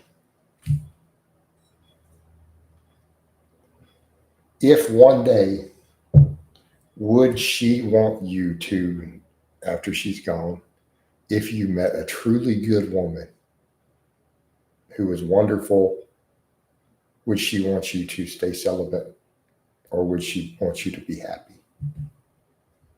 Just say it. So always remember that when you're thinking of your loyalty to her, down the road, not saying right now.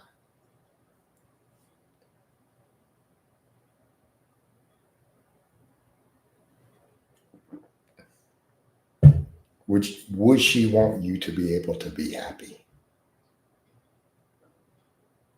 Would that be the most loyalty to her? You know, not right now. You need time, brother. She wants him. No, cognitive, don't be saying stuff like that. Cog, that's not cool. You be throwing stuff out there to a brother like that. Come on, man. I'm just here. That's good enough. And that's okay. Right now, that's good enough, man. Talking about down the road one day.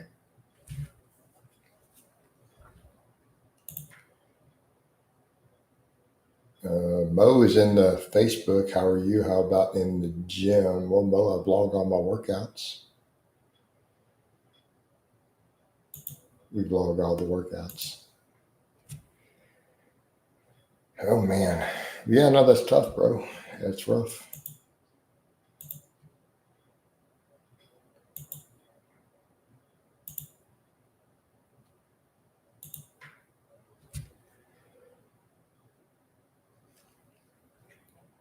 And I think the thing is, we mourn. Even my first wife and I had a messy divorce. You know, but I forgave her later. It took her a long time to make peace with me. We made peace before she died. Now, I didn't know she was going to die, but we made peace. Um, but no, I mean, when she died, I mourned. Of course I did.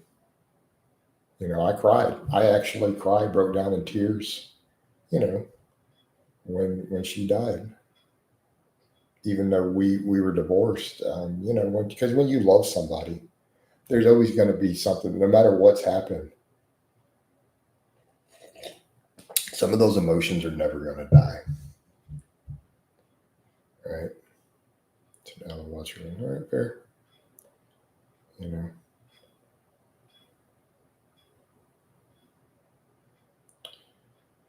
Hmm. And the call was rough too, man. So I got the call on my way back from Christmas. It was Christmas Day. I was with family. I was driving home, and I got a message from a friend, mutual, and he's like, "Hey, dude, where are you at? Are you done with Christmas?" I'm like, I shot him back and said, I'm driving home, man. What's up? And he reached out to me, called me. Um, he's like, "Are you gonna stay?" And I told him I'm driving. I'm comfortable. Christmas is over. I'm driving home. Then he said, "Hey, man, I got bad news." He goes, she died on Christmas Eve. You know, but he's like, "I didn't want to tell you and mess with Christmas or anything until you were done with Christmas."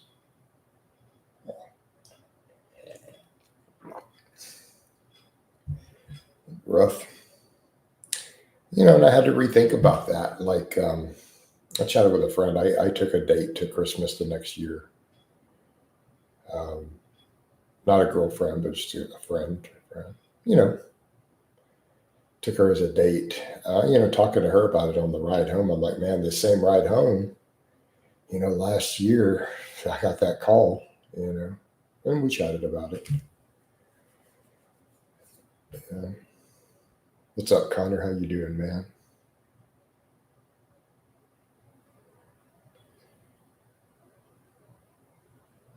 I don't want to go. Hey, Cog, do you think that's really appropriate to go into?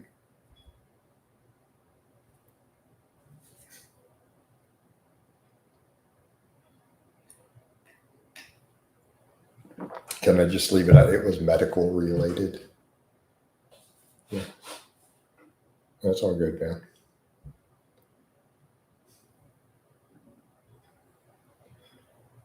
You know.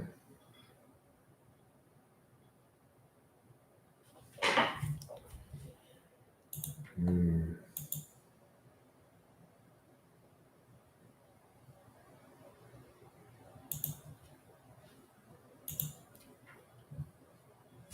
yep, medical negligence. This wasn't so much negligence; it was confounding factors.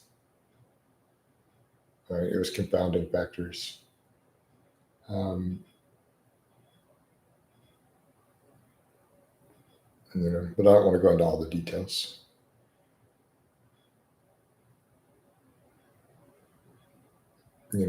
Some lifestyle choices conflicting with existing medical conditions were major contributors. Um,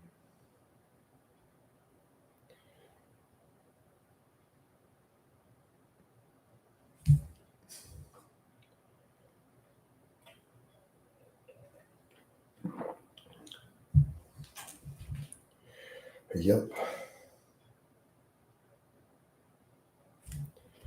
How you doing, Connor? Kind of a slow stream. I got to be a little snazzier with them titles. Definitely the afternoon ones. Coffee chats don't always need them, I don't think. I'm good. Yeah, I'm blowing, man. Just trying to get everything done today. I'll have to get off here in a bit because I've got some deliveries of stuff coming through. But I schedule that stuff around calls, and then GPP day after 60. Oh, we're all younger than that, Robbie. No, my ex was only 40 when she died. Morning, Jason. What's up, Ryan?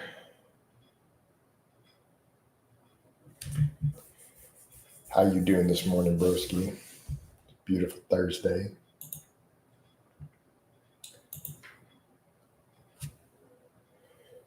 Beautiful Thursday. I got a bunch of watermelons on the way. I'm going hard in the water. So people, I haven't been putting all my food up lately, only some of the breakfasts. But yeah, so it's GPP day. So because I need to lean out a little, I've been going with the highest satiety carbohydrates, super hard. I've been doing a little brown rice, but man, I've been going really hard in potatoes and watermelon. So I got like 6 cantaloupes and 4 watermelons inbound. But I've been cooking baked potatoes like 7, 8 pounds at a time. The big bags of them, I've been baking them. So I'm pretty much, most of my calories are coming from the highest satiety carbs, and then I just fill in protein for the rest. Chicken breast, some Greek yogurt, occasional protein shake, and it costs a little more, but it's worth it. This time of year, watermelons and stuff are not as cheap. Man, I miss those $3 and $4 watermelons in the summer. But yeah, we got to bring it back down. You're up a few pounds, right? But it's all good. 220, the goal for the year, man. You can do it, Ryan. Alex says, "Hi guys, how you doing, Alex?" I'm 142. Connor says I've come 225 down to 215. Of course, I ever drop under 200 and keep my muscle, everyone will freak out. Everyone already, so the trained guys already realize, like friends and other coaches are like, dude, you're way bigger than people realize. So I ever dropped to 200 or under 200, people will accuse me of blasting trim. Right? Losing weight and eating cleaner. There you go, Alex. There you go. I started this cut from 268. Yep, you were 320 back then. So we've been just bringing you down slowly, getting stronger, getting leaner. Hey, Alex, if you need help, I am a full-time coach. Ryan in the chat is one of my clients. So if you need assistance, this is what I do. So we got Ryan here. He started this cut. He was at 320. He's at 268. Started this cut at 268. We've got him down to about 230. We've got him benching 315. We've got him deadlifting like 470 while cutting. So, we're just chipping away. I put up footage of his lifts, so I'll put some of that up. So he's a client. So I have the opposite problem, and I'm trying to bulk. I just hit 170, which lasts weight of a few hours. I've been 140. Fugo, I do that too. I coach hard gainers. If you go, are you struggling to gain when eat clean? No, don't go in. No, dude. Natural peanut butter is your friend. So for the true hard gainer who's worried about health and insulin sensitivity and all that, dude, peanut butter. Peanut butter is your friend.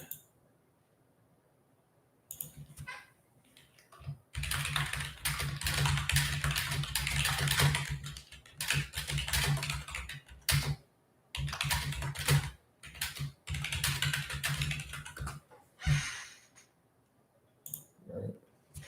Yeah, dude. Natural peanut butter is your friend. But I need a simple program. I mean, Alex, hit me up, dude. I do consultations. That's the thing, man. These streams, I sell more consultations and coaching in these live streams. That's one of the reasons they're so useful to me. That's why I don't mind spending hours burrowing out with everybody, because it's good for business. So, right. If you need help, hit me up on Facebook. You can see what I offer. Consultations are $100. But if you want full coaching, it's $250 a month. But Ryan's in here. Ryan can tell you my coaching is pretty extensive. All right.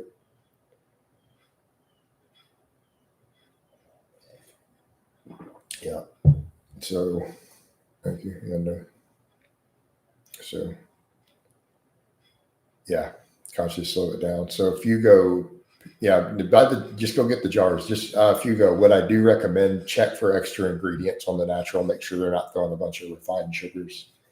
Watch for palm oil and stuff thrown in. But dude, natural peanut butter makes bulking so easy for the hard gainer.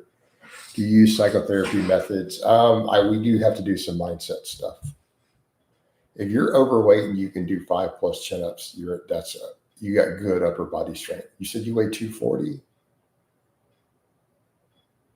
I mean, bro, I'm like 210 and I do 7 to 8 with a 45-pound plate. Like, you're almost as strong as me, and look at my back. Yeah, peanut butter.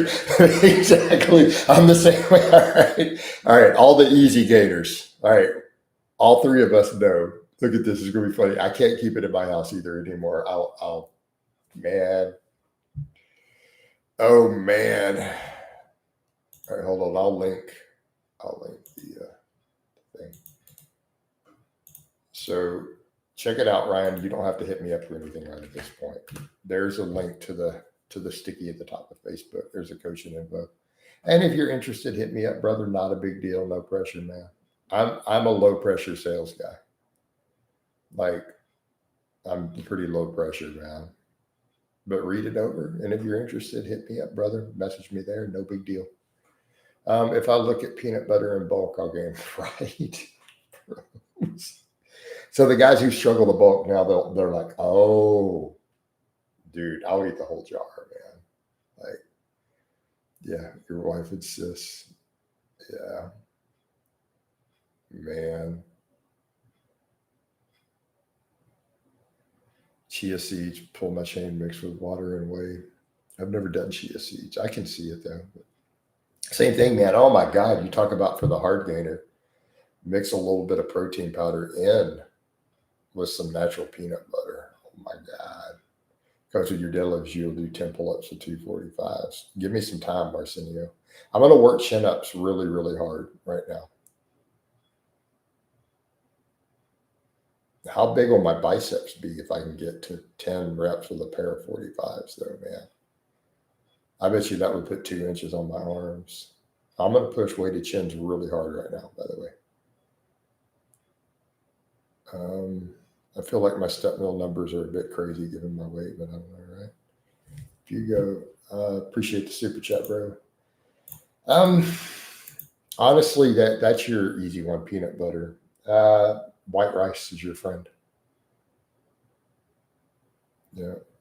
So are mine looking bigger? Well, the mornings are usually way smaller. The afternoons, they look way bigger once I've had my food because I'm still fasting.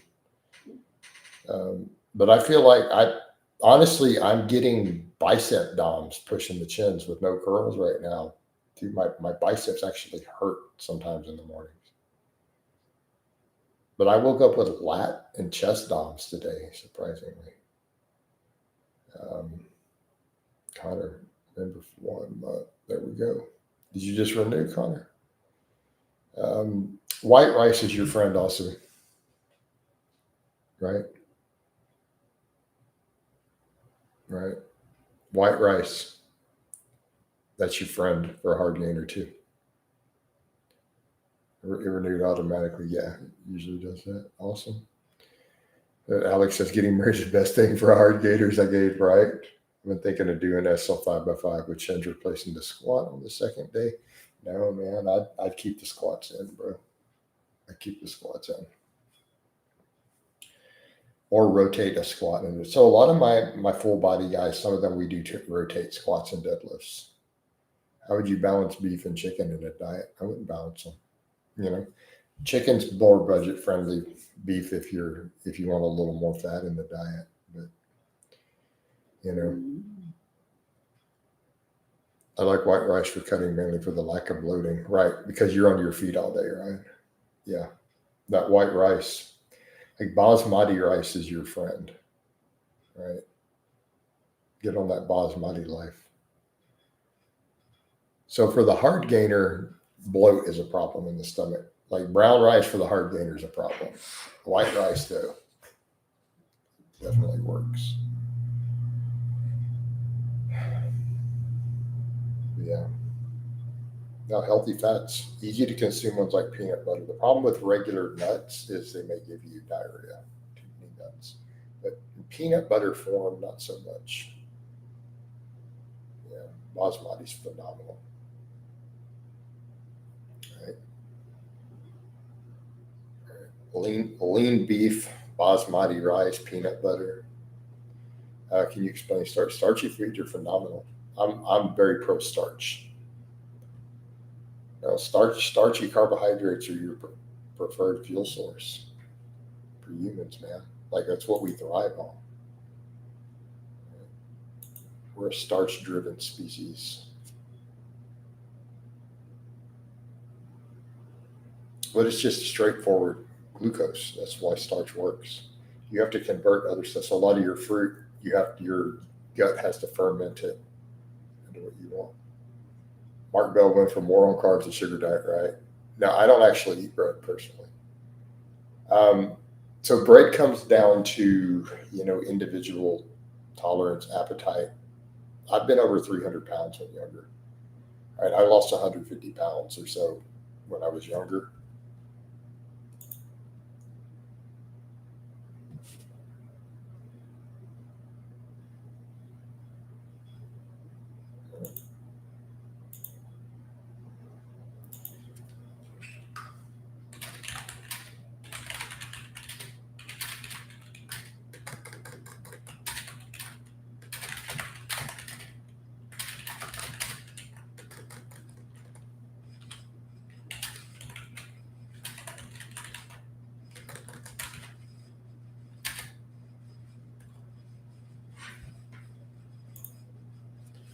Um, Me either. So I'll overeat bread, right? I'll overeat bread personally. You have the honor of being Greg Doucette or roasted. I don't think so. I mean, Greg came and argued with me in my comments before, made a clown out of himself. But I don't think he's ever roasted me in a video, not to my knowledge. Not to my knowledge.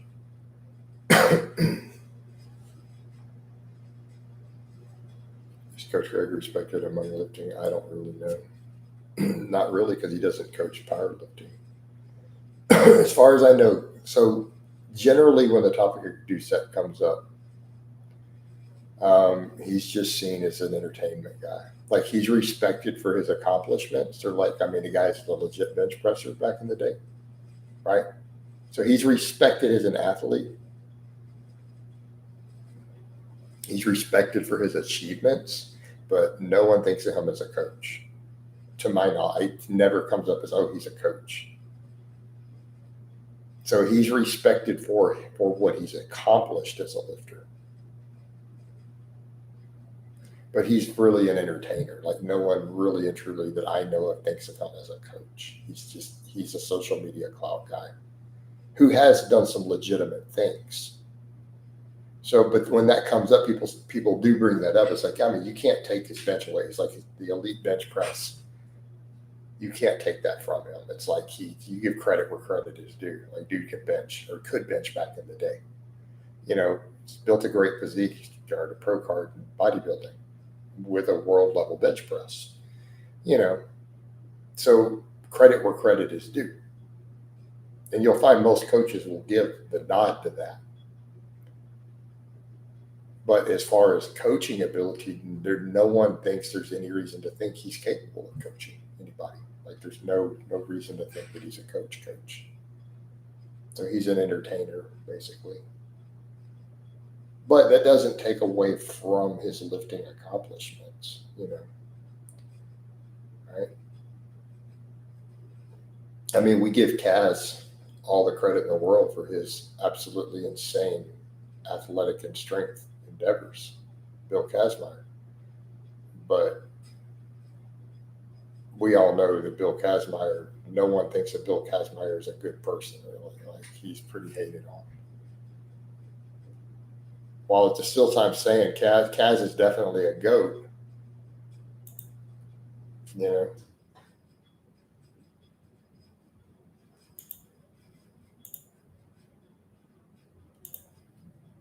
He was a school teacher as well.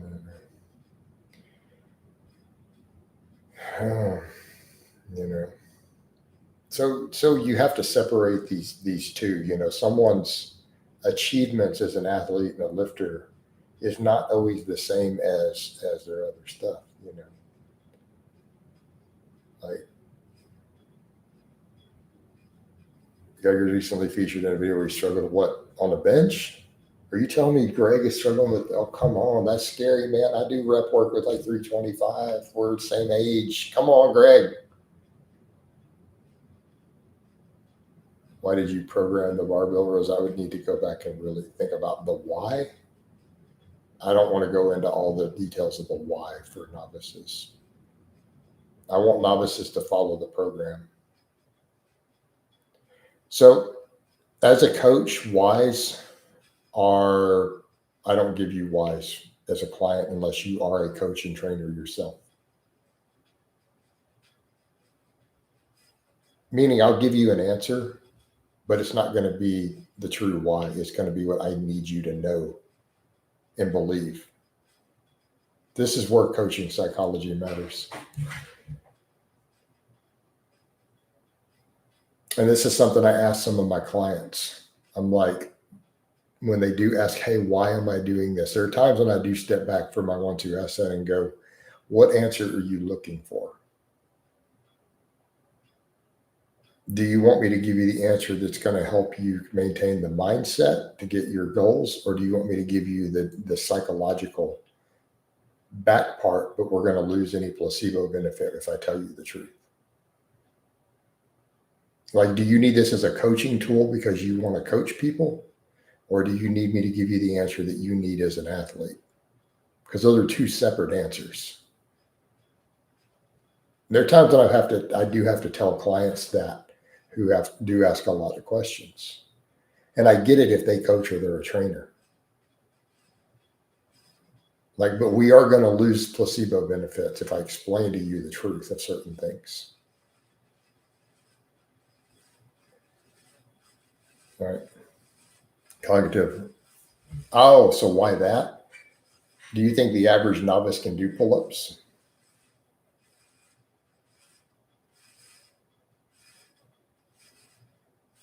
Do you think the majority of novices right now who start a novice program can crank out 8 pull-ups? No. But you said the skinny one for sure. What percentage of the population is skinny? Untrained or novice lifters, what percentage are skinny? Keep in mind, my audience is mostly American, Brit being number 2 behind it.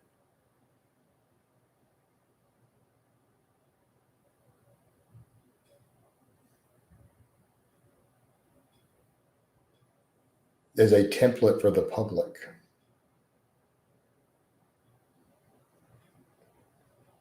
So if I put pull-ups in there, no one's going to be able to run it. It's no longer a useful program. Most people are fat. So right now, if I were to go take a bunch of novices at the gym, they're in their first 6 months truly working out, cross-section. How many of them can do 8 pull-ups or 8 chin-ups with their body weight right now? If we were to just grab 1,000 novices at the gym randomly, how many of them can do 8 chin-ups?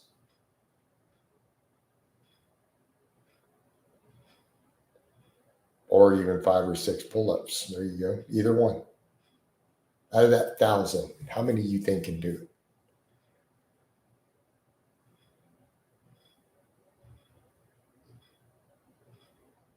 5%? Maybe 10% at the stretch. Pushing it. So if I start writing pull-ups and chin-ups as a major thing,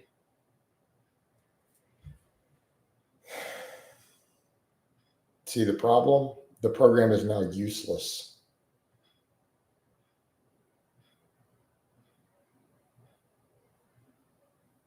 Who can do barbell rows? Pretty much everybody.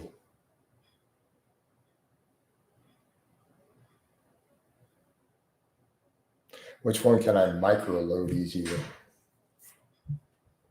Barbell row.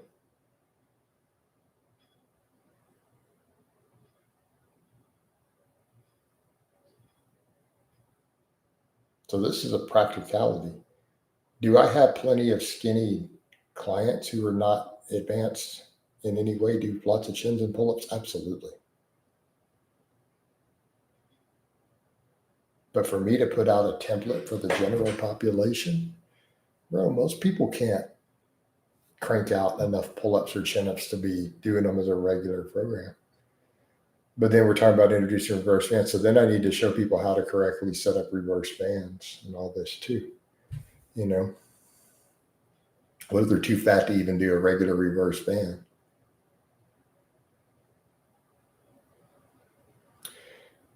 So as a template for people to run to get really started on their first real program, the barbell rows just make way, way, way more sense. Why do you think the program is so widespread and popular? I think assisted pull-up machines are a waste. I don't like them. I don't think it's a useful strength curve. So Pendlay's, yeah. There you go. Pendlay row works great for the novice lifter, doesn't it? Assuming they have the bumpers for the Pendlay off the floor. Right. I would rather see a reverse band or pull-up than those machines. I want to do rows with a neutral grip, dumbbells.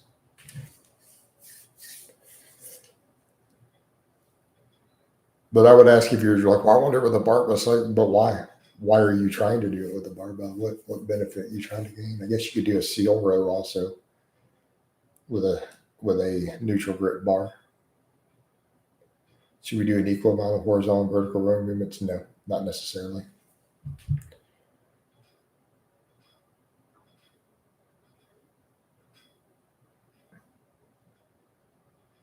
I mean, at the moment, I don't even do rows. I'm currently not even really rowing. I'm just chin-ups and deadlifts. I've had phases where I do ridiculous amounts of rows. Thoughts on L sit-ups? Not really a fan. What are you trying to get out of it? You trying to create a better ab exercise, or are you trying to build your back?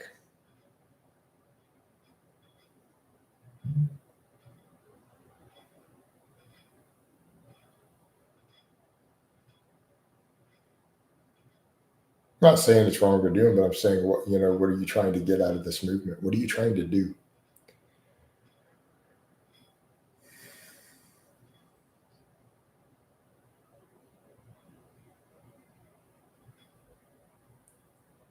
I do pull-ups on a dip station. You don't have a pull-up bar? No pull-up bars available? Are you training at home or training at a gym?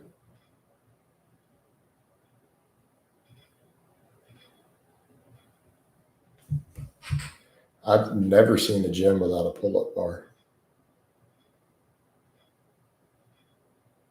How tall is your rack? You can't just put the J hooks up and do pull-ups on your barbell?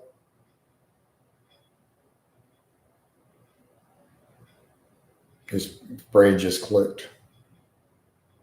Can't just put the J hooks up higher in the rack and do pull-ups on your barbell?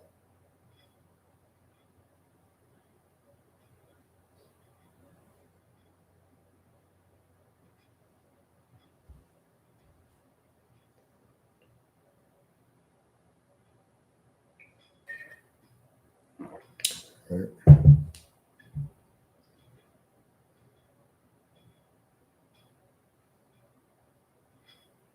Mm-hmm.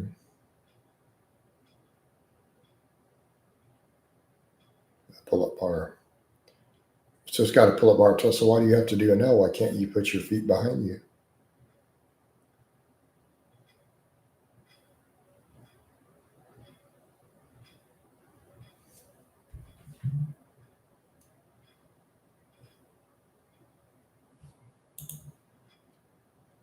Right? Coach no comprende. I'm gonna wind down the Facebook here. It's pretty slow. There's not much happening. It'll get views or not. It'll just do what it's gonna do. You can already pull up bar. Yeah. Yeah, just bend your knees, man. Your legs go behind you. Yeah, you bend your knees, dude. Feet go up towards your butt.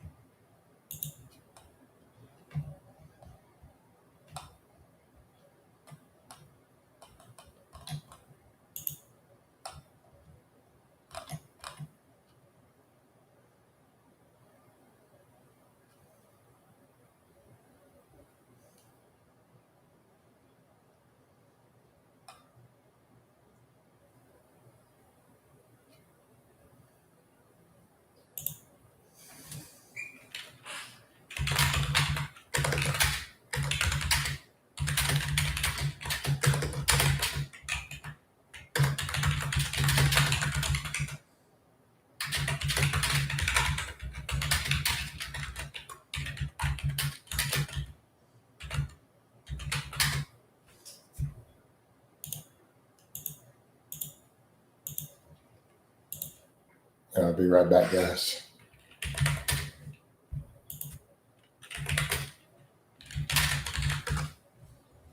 And I'll answer your question when I get back.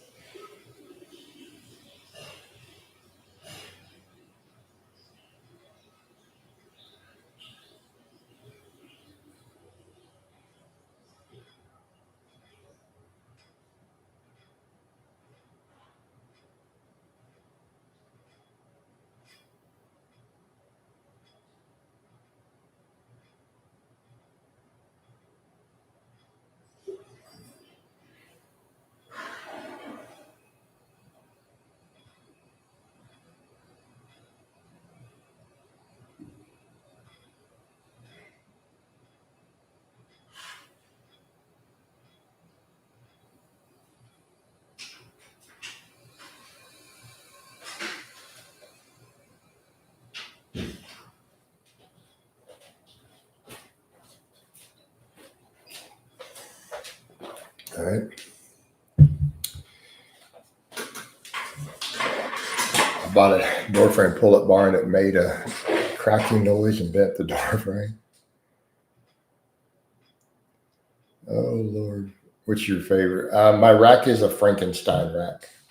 So I bought the Rogue half rack, and then I bought their kit to make the Monster Light into a full rack, and then I've added additional bolt-ons and pieces. Like I've built the rack up over time with Rogue. It's all Rogue though. Anyone able to bench 350? There's multiple people in here who bench over 315. I do rep work with 315 on camera. Ryan benches 315. Client Ryan in here. Connor, you bench 315?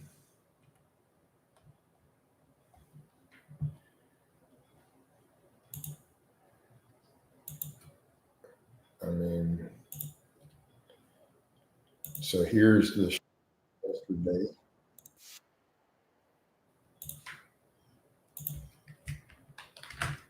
There's yesterday top set. I did 325 for a triple, all paused. So I did 3 pause reps. Feet flat, all reps paused, 325 for 3.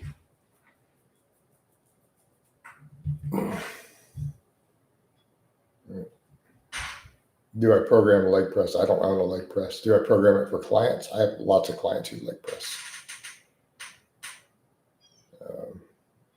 You go down. I just hit 280. My last 1 to 2 rep PR was 260 in 2002. At 3 pit plateau, broke the plateau in August. There you go. It's about 278 pounds. All right. Not bad.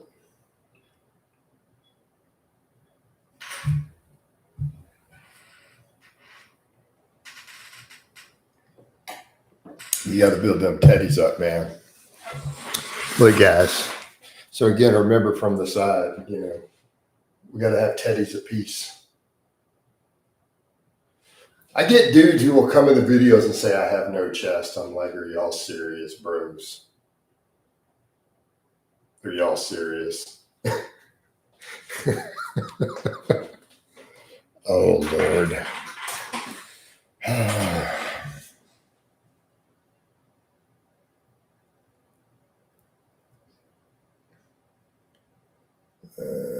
I do sets of 10 with 50 kilograms on the incline bench. Am I a novice?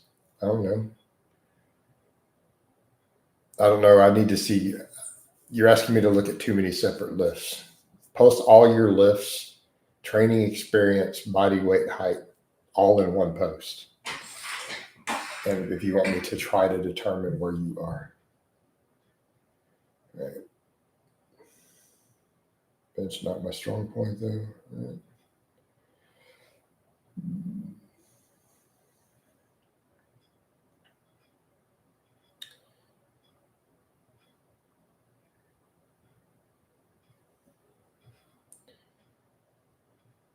Increasing bench volume and gaining weight helped with my bench. Sadly, my deadlift plummeted and went from my strongest lift to my weakest after collecting back accessories, right?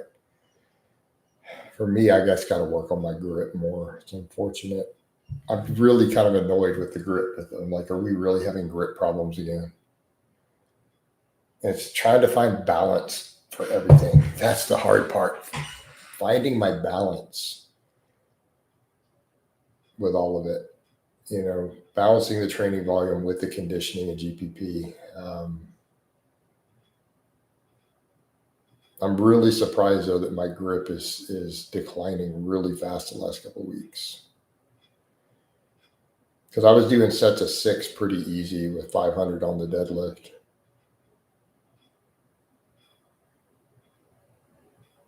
And now my grip is starting to give out on rep 3 and stuff. It's like, oh, is it really? And it's just my left hand. Yeah, the farmer's walks have actually felt like they were fatiguing it too much. That's been the struggle of, do I work the farmer's walks in or not, or do I just need to do some double overhand deadlifts or throw some shrugs in after I pull?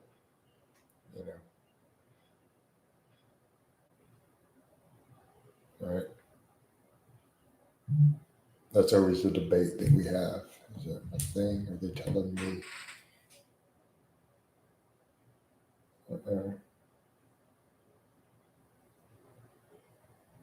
How far out is my food? This is sooner than the delivery window. Yep. Well, my delivery is going to be here soon. I may have to step out for a minute when it gets here. I'm going to bring in all them watermelons.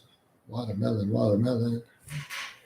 Everybody's going to drop out. So here's what I want you guys to do. When I have to go answer this, because I'm going to be a few minutes, so I got 2 mods.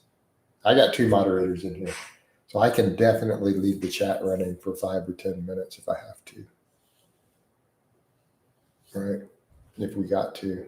But you guys will have to keep everything alive. It's going to be up to the fans to keep conversations flowing when this happens.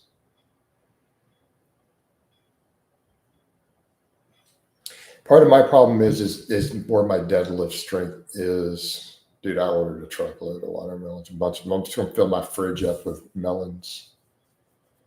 I'll be less than 15 minutes, dudes.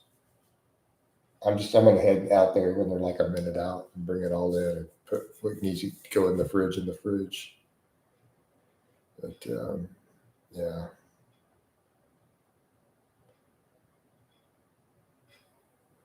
So 142 body weight at 5'10". That's novice body weight. 20 body weight chin-ups, 100 times 5 over press and multiple sets of weight. I mean, you're 142 pounds at 5'10", bro. That's going to be novice-ish.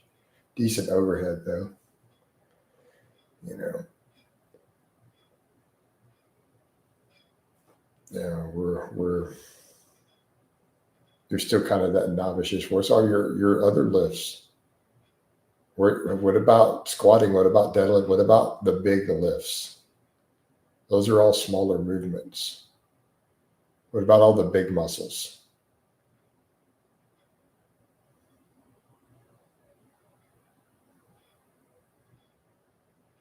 Right? Where's the big muscles?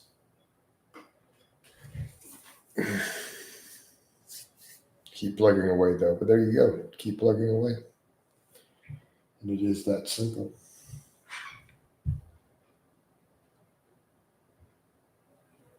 Stop squats, but we'll go back to 185 or 5 fast. We're still kind of novice.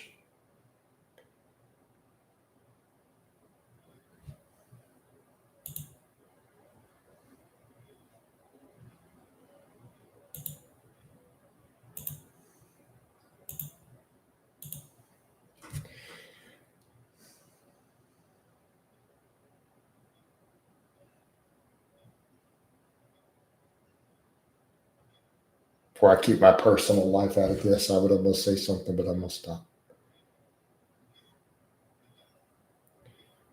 All right.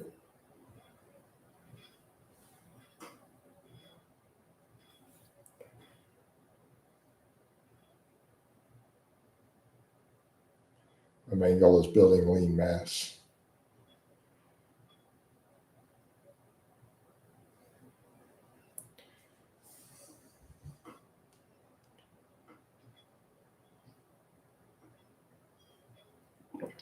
All right.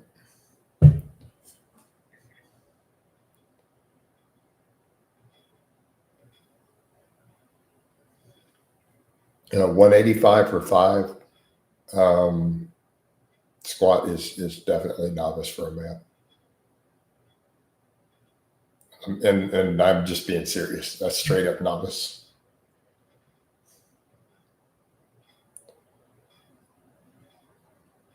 That's very easy to classify.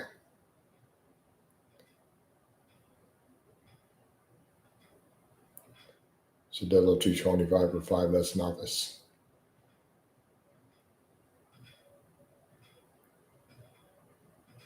Still in the new gains, yeah. It means you can make new gains. So let me give you, again, context. I didn't walk. I had to learn to walk again and was still walking with a cane when I got out of bed from being sick.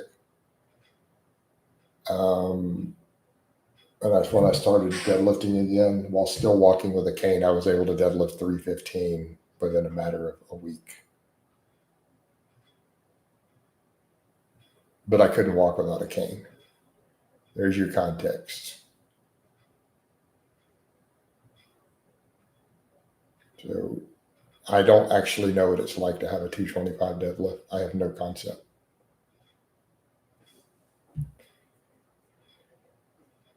I literally have no concept.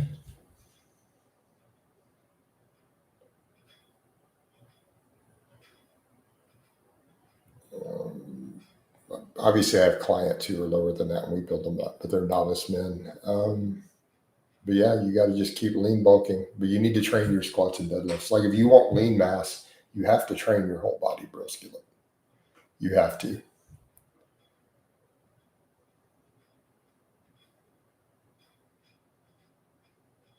All right. Them's the rules. Watching that delivery. 4 minutes. All right.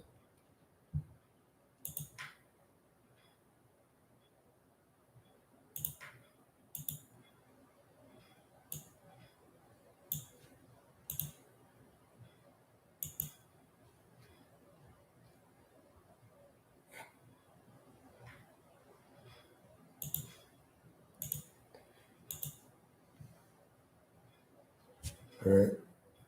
Yeah, coach does rep work. Yeah, I mean, I can do sets of 15 with 225 on pin leg rows.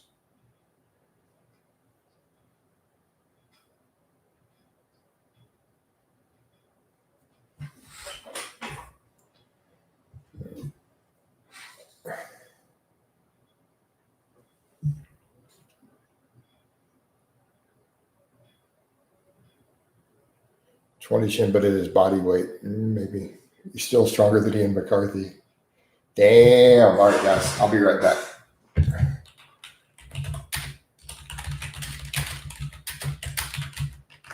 All right, I'm gonna be back.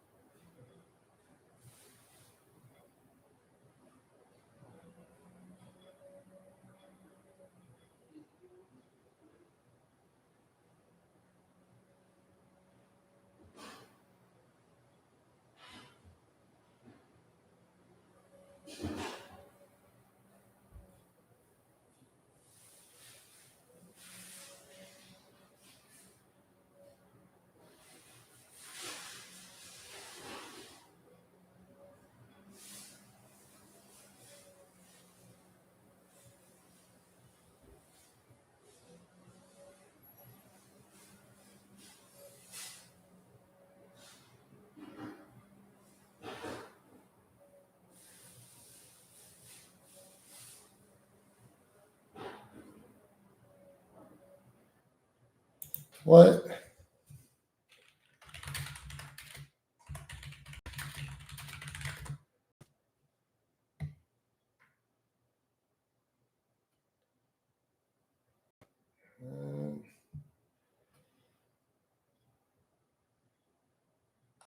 All right, we're back. I don't know what happened. Like I leave and I come back and it did that. I don't know what the dealio is, right? I don't know what the deal is. I don't know why that happened. We lost a bunch of viewers too. Why did it wait to do that?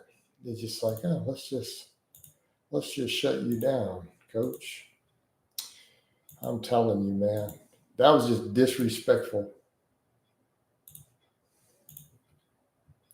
Maybe YouTube thinks you were inactive and tried to end the live. No, it gave an error. Like it had a big error and it has a reload. It's just, and then it does a reconnect. Yeah, Capella YouTube, man. There we go. People are rolling back in. I don't know what happened there, but it had a whole error message while I was away. It was like all of 5 minutes too. I left my phone in there. I'll be right back.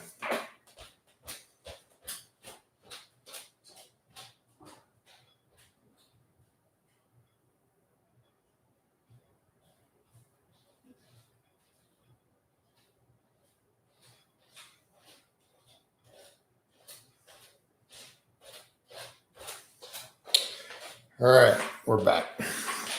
Yeah, man. I don't know why YouTube likes to be that way sometimes. You know, being a player hater. That's just disrespectful, YouTube. Why are you going to do coach that way? Man.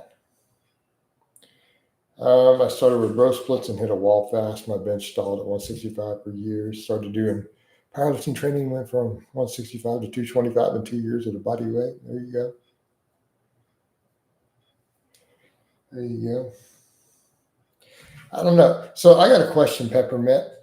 You were in here when Addicted to Strength got all mad and said I lost a fan, and I don't feel that I was disrespectful to him. You know, maybe I'm wrong, but you were here listening. You were here for that. I don't know. Did you feel I was out of order or out of line? I don't know. I didn't think I was really harsh with him. I don't think. Okay, I'm just double checking. I'm like, some people are more sensitive than others. You know.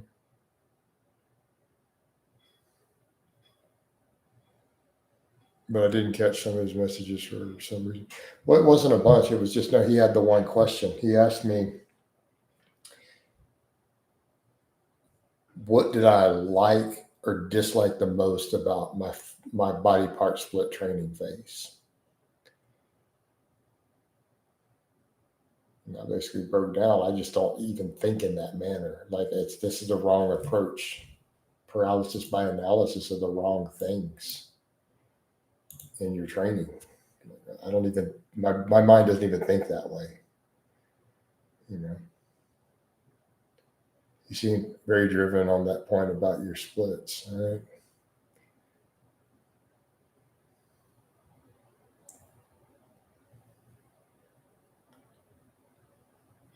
Oh, he tried to say you started full.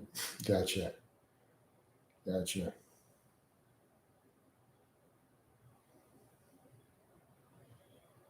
Right. I was doing conjugate, I'm pretty sure, in March.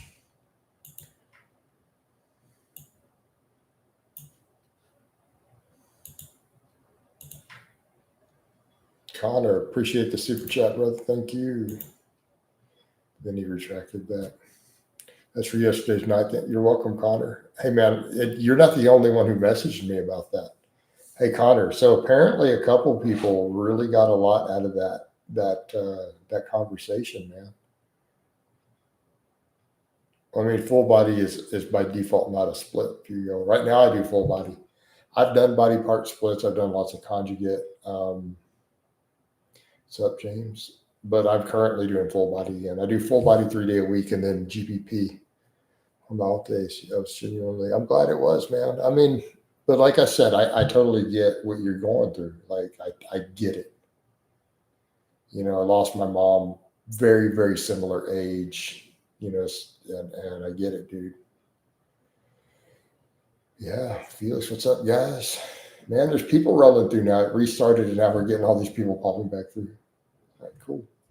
But now, I mean, Connor, a couple of dudes messaged me about that. They were like, "Wow, man, that was, you know, helpful." We have to have those conversations sometimes. You know, it isn't all just about training. Um, you know, I'd rather talk about those sort of conversations than pro bodybuilding any day. You talk about useless for everyone. Anytime people start talking pro bodybuilders, you notice it drops down to 5 years. Everybody just leaves. Nobody cares. But we have those conversations, man, about how men deal with the loss of their mother at a philosophical level. You start getting, like, you and other dudes be messaging me going, "Hey, man, thank you. I really appreciated that chat." Right? Like, because those are real conversations. You know, if we're going to talk about healthy masculinity, that we're going to talk about the male perspective. You know, you're all going to lose your mother one day, right? All of us, man. And so we have to think of those things. Or what I, like I said, I broke down for dudes in there. The big one, you're going to lose your mom one day. Make sure that your last conversation with her is a good one. You only get one mother, man. Don't end the conversation on a fight or a disagreement, you know? Yeah, I used to have that anxiety over losing my mom. Can't even imagine that level of grief, you know? And yeah, you know, and that's why I tell guys, man, that last day, you're going to replay that last conversation with mom through your head. I did. And I'm glad that it was a good conversation. I'm glad that my last words to her were, "I love you." My last words to my mom, "I love you, and I'll talk to you later." And then she died, you know? So my mother lost her dad when she was like 14. I lost mine at 27, generational cycle. You know, you know, weigh those words carefully.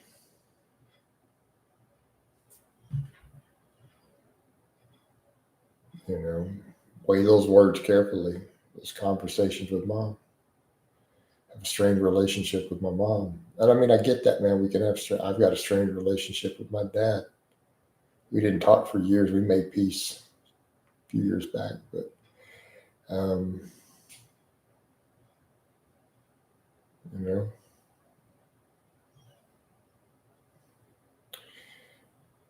you know,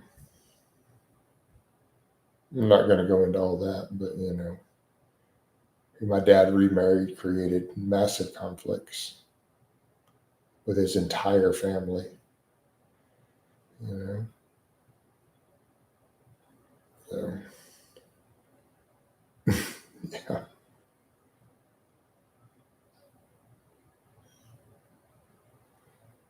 stuff we deal with in families, man. You know, in case of my dad, he married someone who hated his whole family, wanted to separate him from everybody. She wanted to make sure she isolated him from his children, his brothers, his sisters. Like, so she created fights.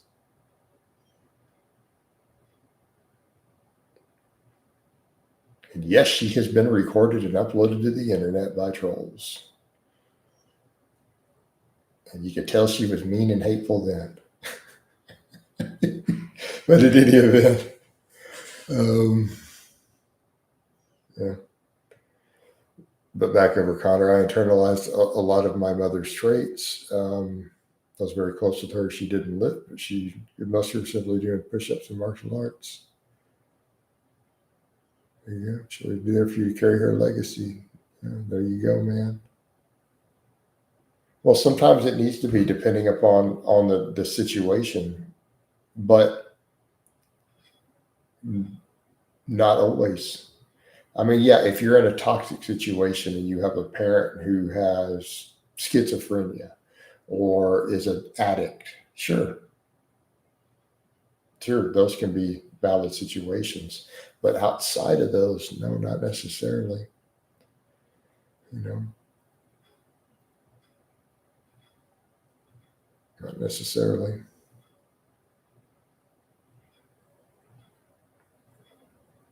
But I think that was the point we were having. And dudes have to remember, man, your mom is going to be the only woman who ever loves you truly unconditionally. Again, barring unhealthy situations. Assuming your mother doesn't have a major mental illness or a drug addiction, let's set those aside. Under most circumstances, mother's love is pretty unconditional, right? Yeah, it's not exactly. So if you're needing to separate from a parent, there's something unhealthy present. Generally speaking, man, mom's going to be the only one. As a man, you're not going to experience unconditional love. This is not the life experience of a male. That is just not the reality we live in. As men, we're generally disposable to society. You know, a man will be loved and respected for what he does, for his acts. Not saying necessarily what you bring to the table, but a man will only be loved and respected for the things that he does, except to mother. Barring an unhealthy situation, mom will love you unconditionally. You're not going to see that again. That's what you're going to get from other people. Not talking about God. We're not talking about Jesus. We're talking about mom. Talking about other people. That's going to be the only unconditional love from any woman's going to come from mom, and you're not going to get that back. Your wife, there's always going to be conditions, right? Dudes say, "Well, my wife would love me unconditionally." Really, quit your job and cheat on her. See what I mean? Yeah, go quit your job and go cheat on her. See how long that lasts, right?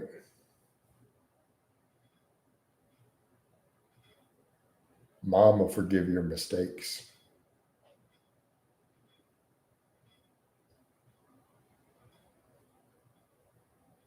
Mom will come visit you in prison most of the time, right? Mom's love is unconditional. Even if she might give you some tough love because you did something really horrible,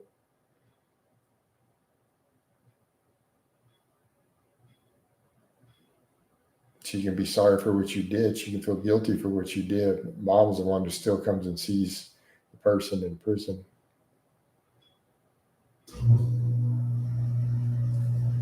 Even if she says, I know that my child deserves to be in prison and they don't need to be out, that's still the one who's still going to go visit them. I've seen that strained in families. I've seen write ups online, you know, um,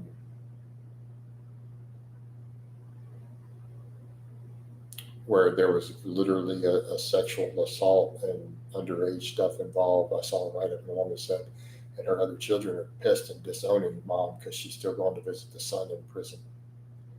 And she's like, I know that my son did wrong, and I know that he needs to be in prison, but that's still my baby.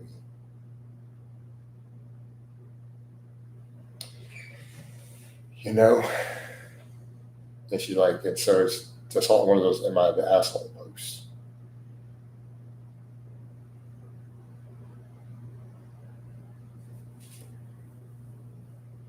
Right. Yeah, she never judged me any times when you screwed up. Hugo says, my mom recently told me she's sorry for doing all the bad things she did. I was surprised because I didn't bring anything up. She did badly. She never apologized for anything. And then she recently did. Fuego. That's your mom, bro. You know, it's hard, man. These things are hard, but you know. So here's the thing, brother. Mom did some messed up stuff. She's coming. She's apologized without you asking for an apology. Try to mend that fence, man, because you know that woman carried you in her body for 9 months and gave birth to you. You know what I mean, bro?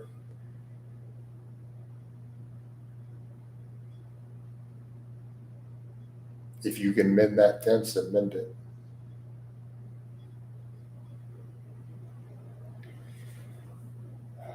Connor says, I feel like losing her has made me feel fearless in the context of any future romantic relationships now. I'm immune to manipulative women.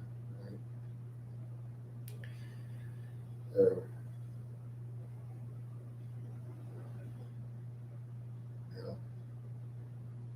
And I think that's the thing we came to before. You know, we had that conversation yesterday in here with what you said.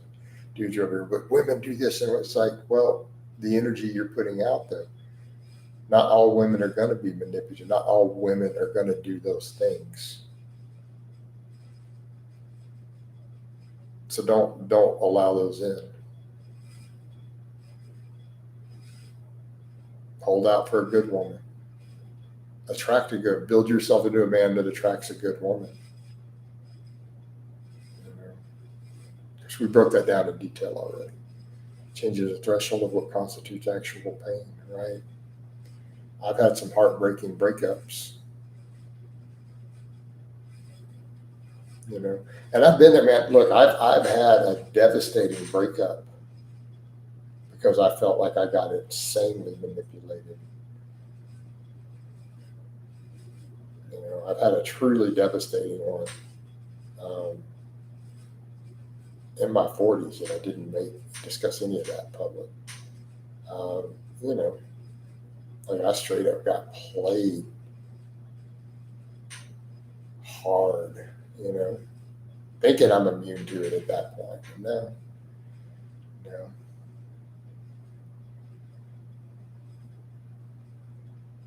But that's my Achilles heel. That's my kryptonite right there. Um, you said I let go of all resentment I held from my mom for years. She was far from perfect, but did the best she could. I also can't claim to be a perfect son. There we go, there we go. Like, bro, I'm not going to go into details. I don't want to go. Some of this is way too personal. Bro, my mom messed up bad on several things. You know, some stuff I didn't even find out about till after she died. Other people had to tell me. You know, and that's okay. I forgave her. I still love my mom dearly. She did the best she could in the situations. You know, right? We all have our kryptonite, right? For me, it's always women. Like repeatedly, it's been my one. But everybody knows it. It's funny. It's almost the meme of Jason in real life versus the internet meme are very different. Like in real life, this is what I'm known for. My bros are just like straight up Captain Save a Ho right there. But as they also point out, like Jason also always has women. And like he's not without women, that is for sure. But they're like, they give me a hard time, man. Right?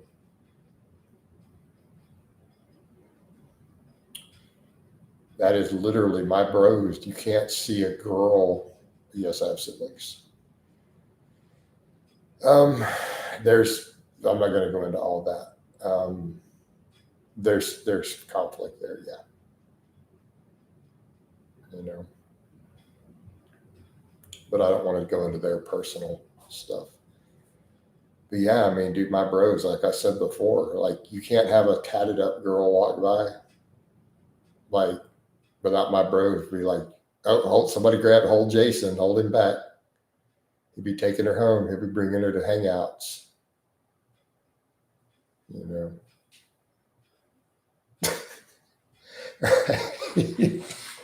You can't see one walk by tatted neck, head to toe, without my bros like saying, "Oh, stop, Jason! Oh, there's a goth chick. Uh-oh, hold, grab Jason, stand between him so he doesn't see her." Like they're like that.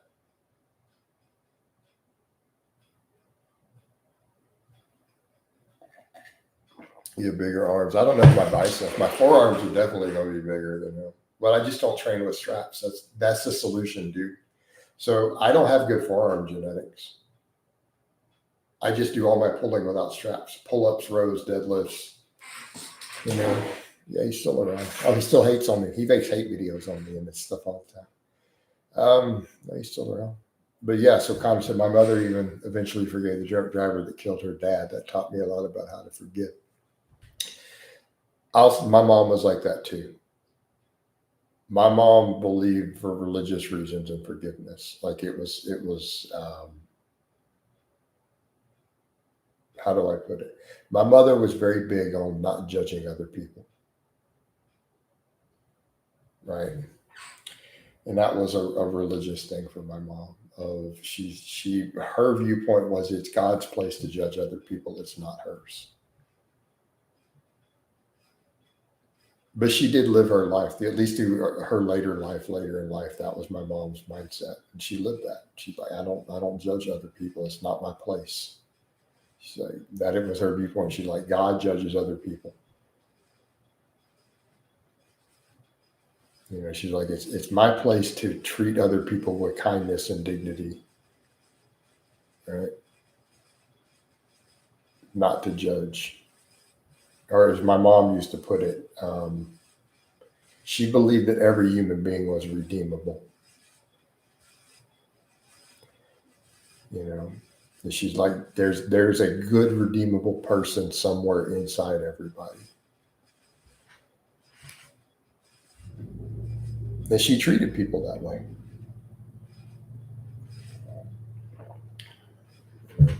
So,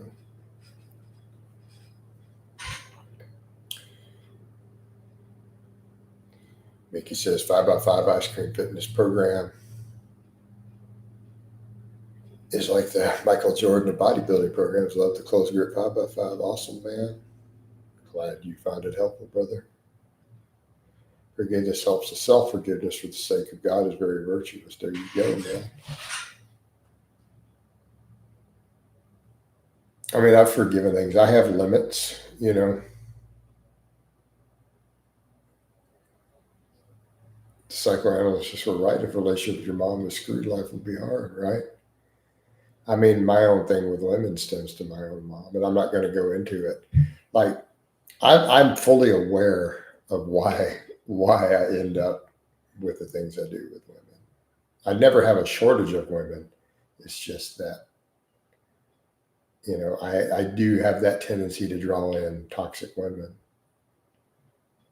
by the truckload. And again, as my sister always says, my brother can walk into a room and the craziest bee in the whole room will F him. She said that for 20 years. That's a direct quote. You know, you know. You know, some things are hard to forgive. Like I got mad, pissed at someone, and I kind of just like blocked them at a certain point. They're like, "Have you forgiven your abusers?" No, and then I can't. That's not within my ability. You know, I can forgive a lot of things, and I'm a vengeful person. That's something I had to pray about. So that was part of my own, relationship with God was learning to be more forgiving. I am a vengeful mofo. Like I had a guy here say, "Oh, I'm vengeful." I'm like, "Dude, you're not vengeful." He described him like you're way mid tier. You're not vengeful. I am extremely vengeful. Like extreme. Like we'll plot for 10 or 15 years of revenge level vengeful. None of you guys ever, if you've never plotted a 10-year long revenge plot, you're not vengeful. I'm vengeful. It's something I had to pray about a lot. So forgiveness doesn't come easy to me. It's something I've had to work on a lot, right? It's something I've had to pray about a lot. because I am insanely vengeful, right? I am that dude who will plot 10 years, I'm going to feed you to the pigs. So that's something I've had to work on, um, and pray about, because it's not a good thing. But as far as forgiving childhood abuser, no, dude, that dude, he's burning in hell right now, and I'm content with that. You know, sorry, man, you don't molest multiple children over multiple years and just walk away with forgiveness. Nope. Ruin lives. Um, yeah. Let's come over. Yeah, even though forgiveness is virtuous, it's not required. You have a right for justice over those who are wrong. Right. And I think that's the point. You know. But that's definitely where I draw a line, man. No, I am not capable of forgiveness on that one. I just can't. I don't have it within me. You know. People say you used to be vengeful, but eventually realize getting revenge is often less satisfying. Yeah, yeah. I reckon 5 small revenges versus one big one that never happens. Um,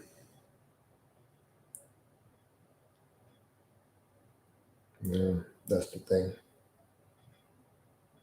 But I've learned to be more forgiving. It doesn't come naturally to me. Um, in terms of being wrong, like it's someone truly wronged you. You know.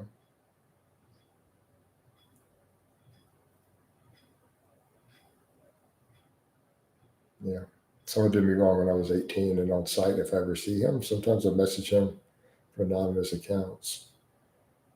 Now, I would never warn somebody. Yeah, bro, you don't want them to see it coming.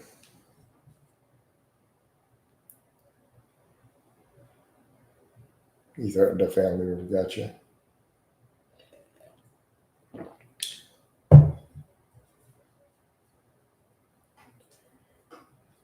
Mm-hmm.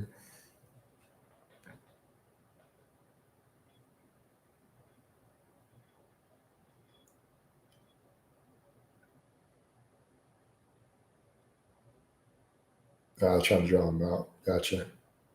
But it's not being vengeful is not a good thing.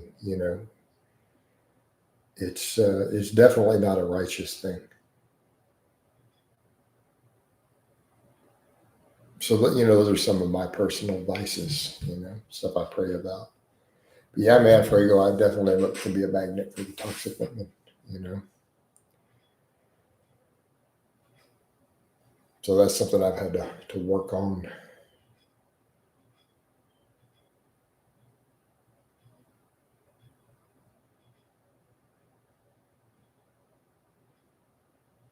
But I definitely realized it. With us that tendency was still there for me when I got manipulated in a relationship. Some time back.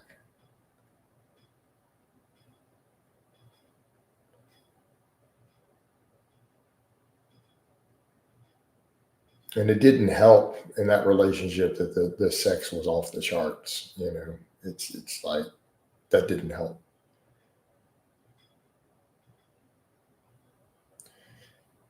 There we go.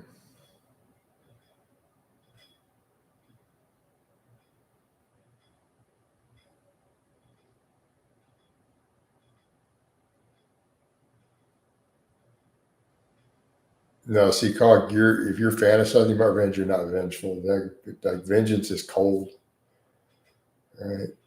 No, dude, vengeance is cold. No need to be angry about it. Um, Anger causes you to make mistakes. All right, Connor says, "Yeah, pussy could be a kryptonite."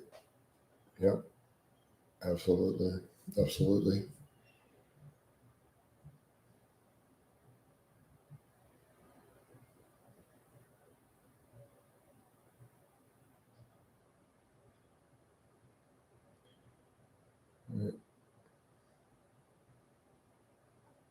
All right.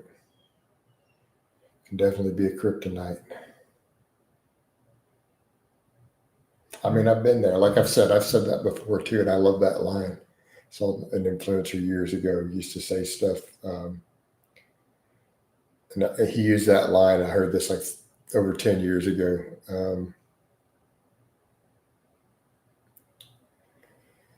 Yeah, he said, "I've done my time in the crazy pussy jail." Yeah. Well, I've been there. You still read Robert Greene. My sister gave me a copy of 48 Laws of Power, actually, a long time ago. It was a gift.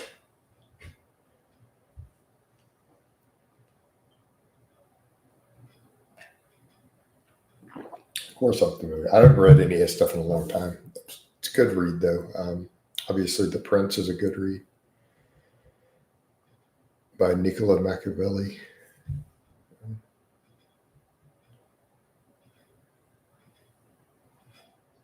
Yeah, I'm probably about to wind this down, actually, guys. I got to get ready to get some other stuff done. I'm going to get some GPP done. So I'm going to roll out to you guys. So I love you guys. I'm out, and I'll do an afternoon chat. Take care, guys.